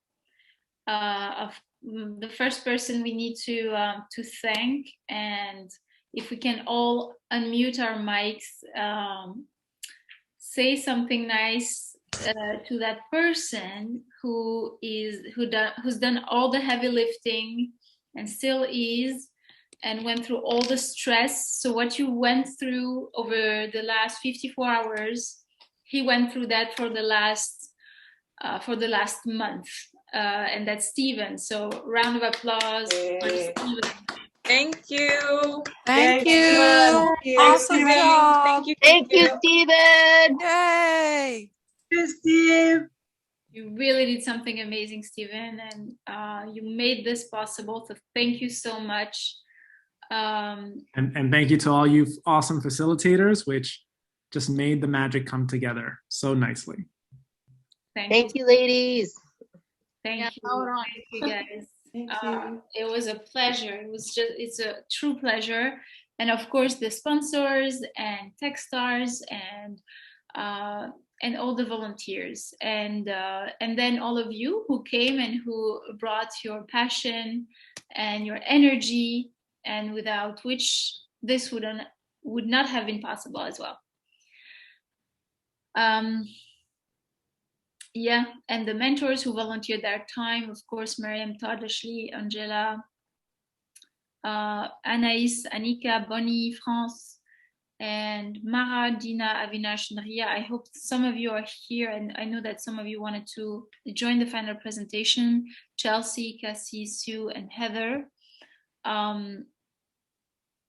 If you are here, mentors, please say something, put a message. I see Anaïs. Hi, Anaïs.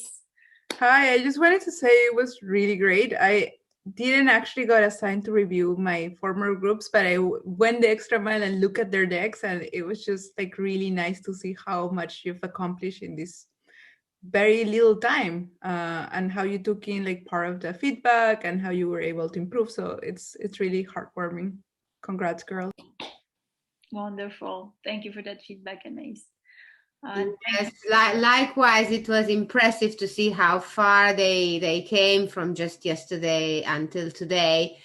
Congratulations to everyone. This was a tremendous effort, and this is just the beginning. It was hard. It's gonna get harder, but keep at it and you'll change the world, each and every one of you.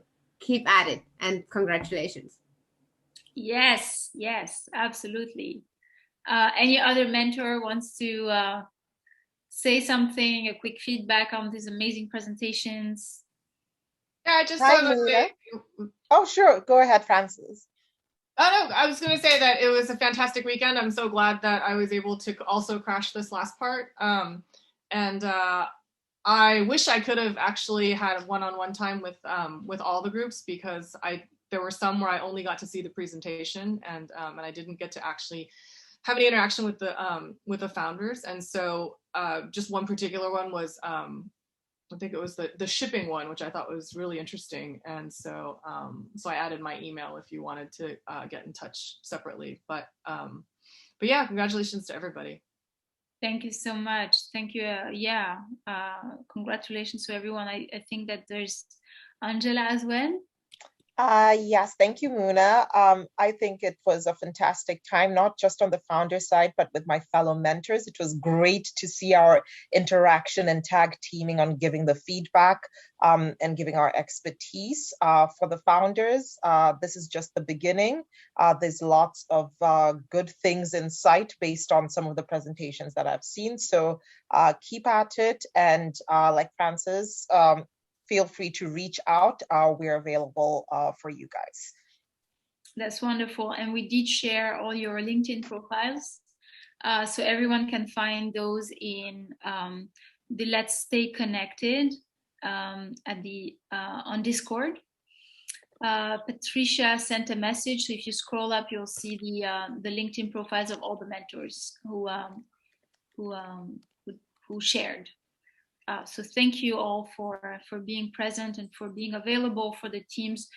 We don't emphasize enough how important it is to have role models, to know people who've been through what we're going through, and to find resources and help. And so, yes, I encourage everyone to reach out, to stay connected, and to keep the momentum, and always ask for help, because we cannot do it by ourselves. And together we can move mountains. Can I say one more thing too? Of course. Because I just remember, I mean, it was obvious, but this is a Women in Technology event. And so I just want to have a moment of like what I guess it's called radical candor. That's actually a really great book if you want to read about a particular type of leadership style and way of giving feedback. But I just want to be direct and say that it was obvious that some of you were very nervous. And I think that for women, you know, oftentimes we're too hard on ourselves, and, you know, you really just got to dig deep, find that confidence. And if you have to fake it, but you fake it till you make it. And I think that's a big difference between men and women. And, you know, there's all these articles studies done by, you know, Harvard Business School or whatever. And that's a real issue, because that's how, and this is, I'm not saying this because I think it, I said it because Harvard Business Review published an article about how mediocre men get promoted more than, you know, competent women, because they just exude that confidence. And so I want to say, as a woman who's oftentimes literally me and like 30 men, whether it's in a presentation or in the airport lounge or whatever, you know, I'm a huge believer of supporting women, and that's why I'm here. And I just want to say that, you know, I could tell that some of you were nervous, and that's fine. But it's also really important to work on that part of the pitch as well. It's not just about your idea. It's not just about, you know, the solution. It's not just about but it's also about delivery, you know, your poise and your ability to inspire confidence and to think that people, you know, so to convince people to believe in your credibility, I guess is what I'm saying. So I just want to be very direct about that. I love that. Thank you, Franz. And I think it resonates. Exude confidence. That's the message. Yeah. Totally. Yeah. What can I say after that? You said it. You said it all. Yeah. And I think that, you know, we want to have more opportunities like that to support each other, to be kind to each other amongst us, amongst women. We need to have that, yeah, uplift each other. So, and you know, the truth of the matter is, you know, not everybody's kind. Not everybody has the same communication style. I know that, and I've learned, you know, also that I'm more masculine in my style, and sometimes that helps and sometimes that hurts. But I think that, you know, you have to, you know, if you run into somebody that doesn't believe you or that doesn't criticizes you or whatever, you know, you just take everything in as a data point, and then it's up to you to decide whether you want to, you know, use it or ignore it or, you know, whatever. But feedback, no matter what it is, positive, negative, it's a gift. So the fact that somebody is even willing to criticize you, it might hurt to hear it, but you know what? Consider it a gift, and then because somebody else might be thinking it, but they just won't say it. So so it's actually good to run into, you know, roadblocks and naysayers and people that aren't necessarily on your side. I agree. And what doesn't kill you makes you stronger, and that's what we're all about. Being stronger and building the things that we have in mind, achieving our dreams and changing the world. So yes. So this is the map of all of you. If you had a chance to put your name in Luma, maybe we can share the link again for the mentors if they want to add their names there, Stephen. So this is where we collaborate. Imagine this is only possible online. Physically, we are thousands of miles and kilometers away from each other, but we were able to collaborate, and it felt like we were in the same room sometimes. So with 4 hours difference between the East and the West, so really congratulations to all of you for making it happen. All right, what is on our next slide?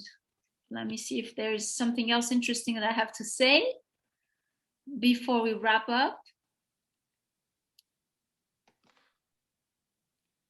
I think that we're reaching the end. So right now we're waiting for the judges to decide, to compare everything and decide who's going to be the winner. Just so you know, if you don't win, That doesn't mean that your idea is not good. That doesn't mean that your pitch is not good. And it doesn't mean that you shouldn't pursue your company, your startup. I think that you made it clear that you're all talented and amazing. And really, when it comes to entrepreneurship, it's about perseverance. So you can be super smart, you can be extremely talented, have a lot of experience, but the key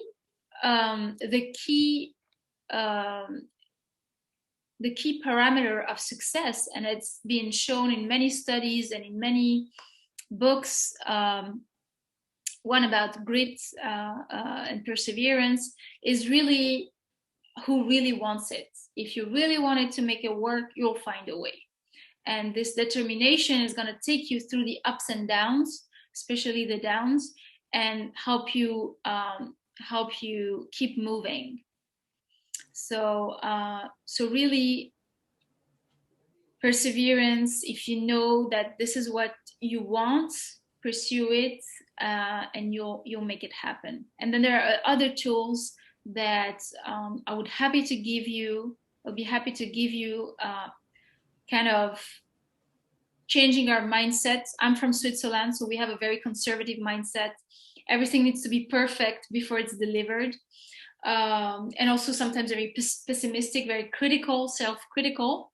And all of that I had to completely change to be able to move forward in my entrepreneurial journey. So if you identify things like that in your mindset that you want to change, that's a conversation that we can totally have later if you're interested. But I think that Mara wants to say something. I do. I wanted to say that, you can persevere, and all of the programs at Techstars, at Founder Institute are created there to help you. So if you have an idea, whether you win or not, don't be shy to look into those programs. They are meant to help you. They are meant to put your startup in order and prepare it to be ready for investment.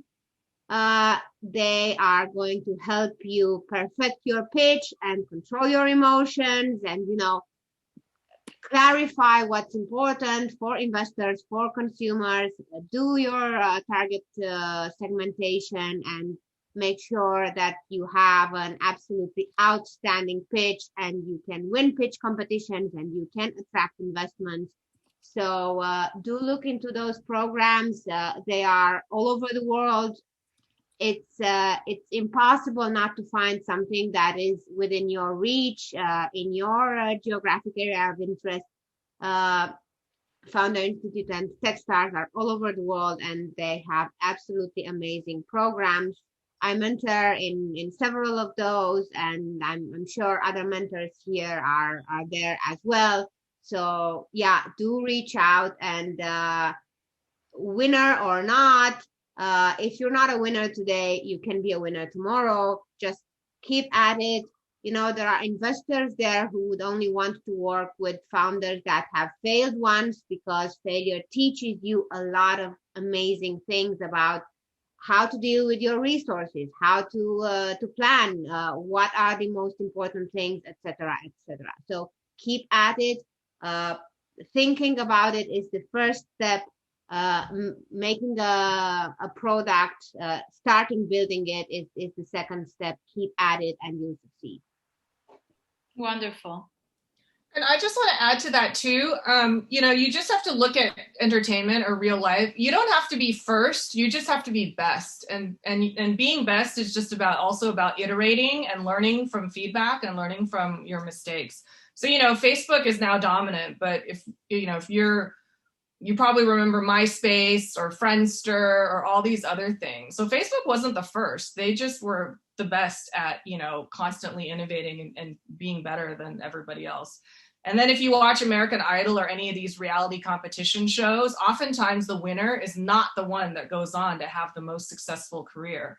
So, they can win the show, but then actually it's some of the folks that didn't win that actually have the truly successful careers.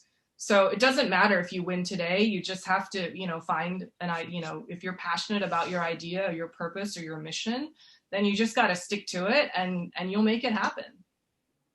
Absolutely. I completely agree with you, Francis.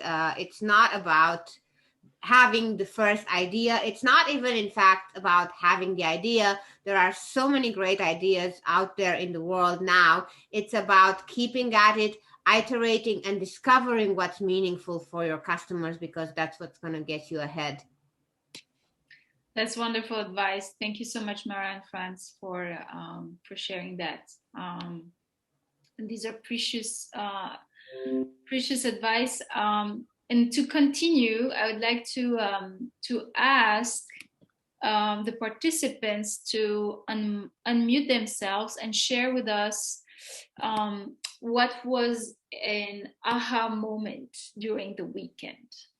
So if anybody has this, realization moment, please share. I'd like to share. Mm-hmm. Go ahead. So my name is Anka, and I started a single parent app, and I couldn't proceed because I have had my business for a bit, but was in a team, and I appreciate that. I'm not for everybody. I'm very driven, ambitious. I have a lot of experience in business. And that related to me that staying strong to your vision and being authentic and having transparent communication is so important in business. And we don't all work well together, but being authentic and listening to others rather than talking makes a huge difference. And in the mentorship, I'm so appreciative to all of you who I've reached out to, and look forward to meeting with a few of you in the future. So that was like really an aha moment for me, because I am such a giving and kind person in business. Anybody who knows me, I've coached for years. And business is so true to my heart that doing this so quickly, I think people have different levels, and like whatever gets brought up to you, the communication piece is so important. And being in a team to be able to converse professionally is so key. And that's all I had to say. And I really appreciate Stephen and Mona and Patricia. You have been fantastic throughout this event. I'm so grateful for you and being here and meeting some of you amazing women. Thank you so much. Thank you. Thank you so much for your feedback. This is always appreciated. Does anyone else want to share something?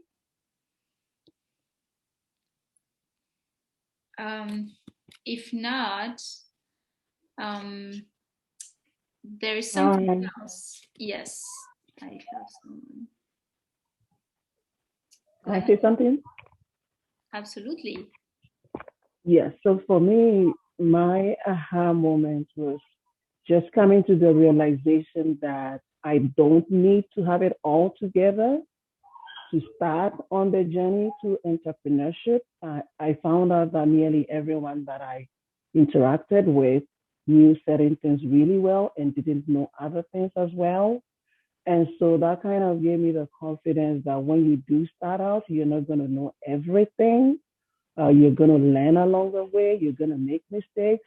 But at the end of the day, it's about taking all that you've come across and putting it together with something powerful. So thanks, everybody, for sharing your weaknesses, because they made me strong. And thanks for sharing your strengths, because they made me realize my own.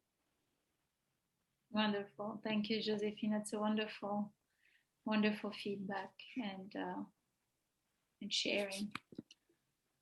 On another note, now I would like you, everyone, to take the chat and type the name of someone you met during the weekend that you really appreciated and why. I mean, the quality. So if there was one person you would pick that sticked out during the weekend, you can put her name there or his name, and being a mentor or your co-founders in your teams, So just a moment of gratitude in the chat. So let's do that. All right, I want to know what is one thing you will do after the weekend. Put it in the chat. What is one thing you'll do after the weekend? Sleep. Make notes. Keep.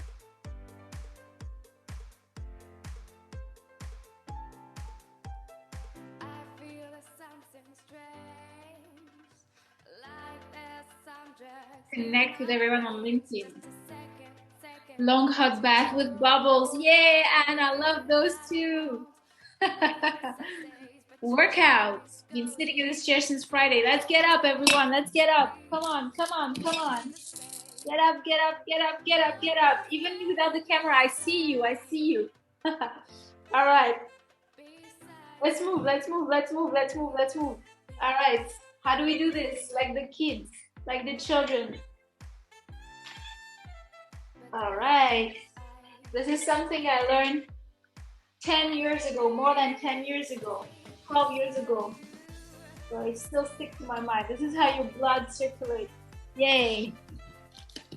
All right. Angela, she wants this playlist.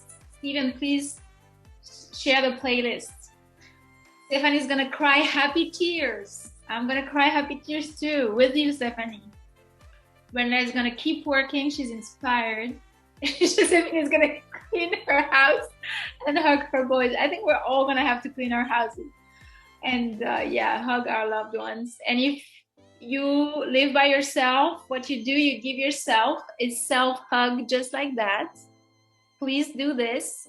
Hugging is so important, so important. So for all of you who don't have someone next to you to give you a hug, I'm sending you right now a virtual hug. So please, let's all do like this. I can see you guys.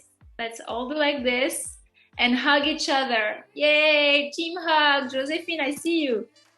Hug, hug, hug, hug, hug. You should hug your loved ones or yourself 10 times a day, if not more, for serotonin and all the good hormones. Attend Surachandip, attend more Techstars events, grow my network, yay. Angela, she wants the playlist. I have not worked out for a couple of days, so Lily's gonna work out. I'm gonna connect with everyone, Jillian. Give my hubby some brownie points. Have a Zoom call with all that I have connected with, Anka, and see how we can support each other. Wonderful. Hashtag Women Unite. And Mara is offering you to book a meeting with her at book.mararada.com. Yes, I'm happy to help anyone who needs more help. Feel free to use that booking link. Yeah. Thank you, Mara. mararada.com, and I'm happy to help you. It's a pleasure to be there for you. Oh, thank you so much. Wonderful. You heard it. I'm gonna place it in the in our Discord channel so everyone can see it. Let me put it there. Stay connected. All right. Keep my connection with Team AR. You girls are amazing. Virtual hugs. And in the fun channel, we have the playlist in the fun channel. If you like the music, DJ Steven, he put the music in the fun channel in Discord. Oh, and so the company, Josephine's company, erranthands.com, we'll check it out. Please put it in the chat. Let's connect. Put all your businesses, all your projects, put them in Discord that we can check it out. A lot of people are gonna sleep. How can we get into the Discord? I'm not there as far as I know. Yeah, it was the platform for the participants to connect from Friday. I think I'm happy to add you, but I think that we're probably gonna close it after a few days. I don't know what's the plan. I see. What is the plan with it? Probably Stephen, you can jump in. Great question. Not sure. we'll deliberate afterwards. And we're gonna dance. After the weekend, everybody's gonna dance. I think the judges have finished deliberating. They've returned. We're just waiting on. Make a TikTok video with all of us dancing and put it on TikTok. That's a good idea. And Instagram, Brenda reminded us of Instagram.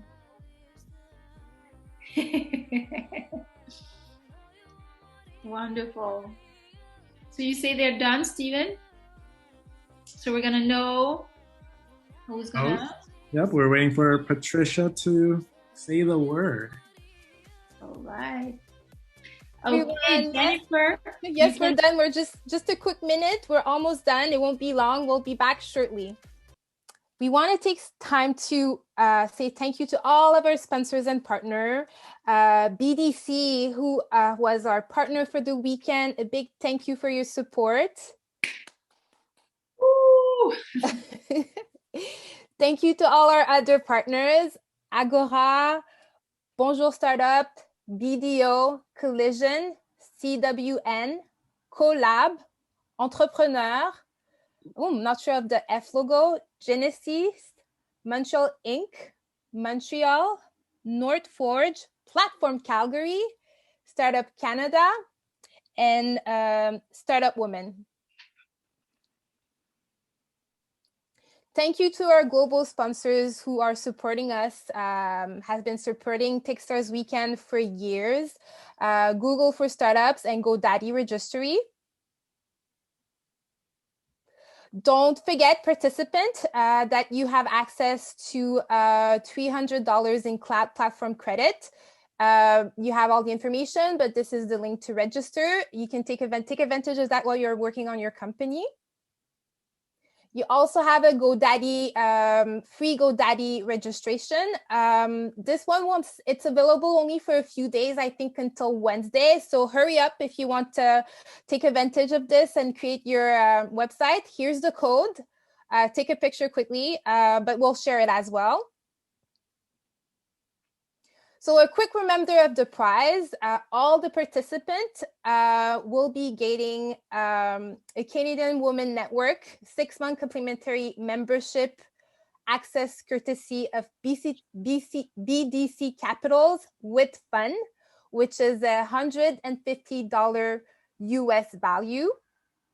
And also a 6-month complimentary membership from Startup Women Entrepreneur Network.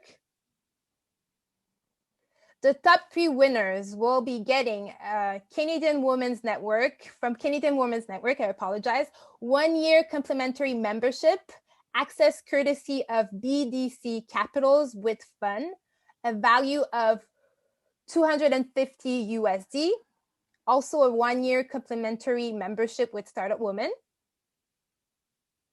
And the first place will get, in addition, from Founders Institute, a $1,000 waiver for the next Founder Institute virtual program in select location, Toronto, Western Canada.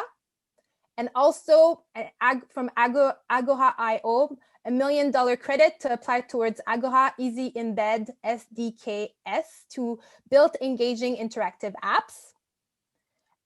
And now, the moment we've been waiting for. Unfortunately, we don't have a drum roll, so I'm tapping on my laptop, hoping it's okay. So the third place is Green Year Lab. Congratulations. We'll be in touch just to confirm and send you the information with the prize. Now, without further ado, 1 second, can we give a quick feedback from the judges? Oh, yes, judges. Green Year Lab won 3rd place. One of the judges, would you like to give a quick word? I can. Oh, Bruno, go ahead. No, Julie, go ahead. No. You go. I think we all were impressed with the creativity of reusing the plastic. I think I can speak for myself. I was extremely surprised by how much waste, and I think that's something the other judges also were surprised to see that what labs generate. Interesting model and a thoughtful approach to getting who the partners would be involved for that to work, and great validation over the weekend by talking to a lot of universities. So it went great. And Julie, if you wanted to add anything on top of that. Good. Wonderful. Congratulations, Green Year Lab. Second position, deuxième place. Drum roll. I don't know if you can even hear me. Tiza, congratulations. Woohoo! A little bit word about Tiza, one of the judges. I can do this one. So, you know, great. There's been so much movement online, and I have two boys who are 15 and 12, and like they are super interested in learning how to code. But also, what's very different from them as kids versus when I was a kid is so much of their learning and their socialization is coming through online channels. So I think it's the next evolution in them learning how to code. So I think I know my kids would like it. And I think as you figure out like what's the way to go to market, I would say, the one comment we did discuss was like that direct channel to go to teachers and parent groups. That might be a long road where there's been so much movement forward to bring platforms into school like Teams and whatever school boards are using. You might think about, is there a way to use a partner channel strategy where you become another add-on into what the Teams platform is already in there and they want a new widget to make it easier to get in there for your monetization strategy. That was just a down the road thing to think about. Good luck. Wonderful. Thank you, Julie. Great. And we don't want to make you wait too long. The first place, première place, goes to Blawesome. Congratulations. Any judges you want to add or make a comment? Share? I can add a little something and then the other judges can jump in. Thank you, as well. Well, first off, congratulations, everyone. It was such a hard thing for us to figure out, who to put in the first 3 places. It took us a lot of discussions. And for the Team Blawesome, we were really impressed by a lot of things, including, first off, it's something that's really important right now is the mental health, especially during the pandemic. So I think it's a topic that hits home for a lot of people here today. And we've been also really impressed with some of the customer discoveries and customer interviews that they've done over the weekend with the coaches and the different people involved in that solution. So great job, Blawesome. All right. Another judge want to add something, whether Blawesome or the rest of the teams? Yeah, I think when you start a business, it's important to ride a wave, although you want to be going against the grain, but not too much. And I think that the acknowledgement that social media, if not consumed the right way, can be very toxic for a lot of people, is something that is increasingly known. Books are written about it, articles are written about it. So in that sense, I think your app rides on a wave, which is a good thing. So yeah, I think the idea, the concept is good. Christina McDougall, would you like to add something about Blawesome?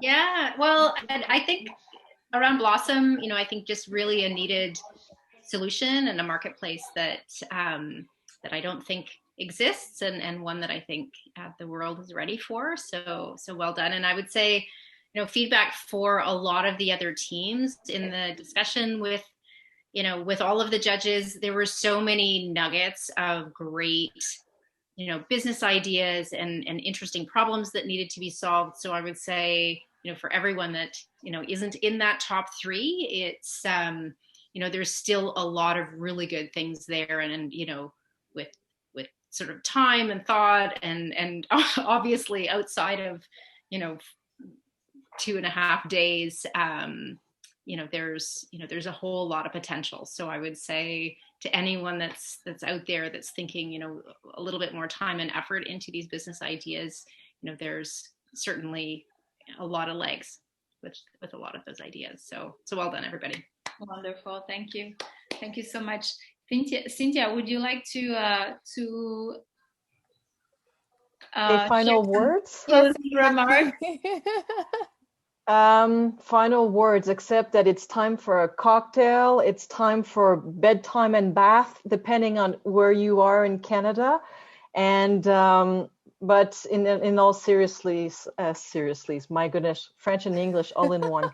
In all seriousness, thank you to everyone who blood, sweat, tears, joy, pride, courage, and everything that comes with a startup weekend, but also comes with changing the world. And if it was easy, many more would be doing it. So keep your passions alive, keep your network active, ask for help, ask for advice, talk to you. We all say ring and dial. So go, not right now, not COVID, but talk to your customers. It's very easy for us and for someone to understand what they mean in their own heads, but you also need to know what your customers actually want to purchase. Where's the market going, and keeping an eye on future trends. And one of the best way to do that is some of these conversations. So best of luck in your journey. All the mentors and all the judges and the Women in Tech Fund and the Techstars team, we're all here, encouraging you behind the scenes, but do feel free to reach out. This is why we do what we do. And have at her. Just go rock it. So thank you again to everybody. Thank you, Cynthia. I got my cocktail. If anyone else wants. Something that came, I think a recurring subject that we've heard throughout the weekend is how important the network is. And I think I've said it a few times. I'm going to repeat myself. Stay in touch. Muna mentioned before I started, there's in the Discord, there's the LinkedIn of everybody. Add yours so that we can stay in contact even after that. And yeah, it's the entrepreneurial journey can be very lonely one. So we're here to support you. And Muna, do you want to, you were saying something about that, if you're I don't know if you're doing alone, you're alone. If you have someone else, a certain percentage, I don't know if you know what I'm. Yes, I'm going to share that with you. I'm going to share that with you right now. Yes, give me a second. I'll So, and we were, both of us, Muna and I, were very happy of being here with you. We have a lot of fun. We're so proud of you. You made it till the end. So I think it's Cynthia who said, you should hug ourselves. So please do it. We're going to do one. I love the unmute and having everybody talking while Muna's looking for that quote. So I'm just going to say, since it's a Canada event, I'll ask everyone to unmute and just say, go Canada at 3. 1, 2, 3. Go Canada! Yeah. And thank you to our 2 facilitators and Stephen, who is the genius with the slides behind the screen and making sure that the technology works. So thank you to the extended team. It takes a team, it takes a village.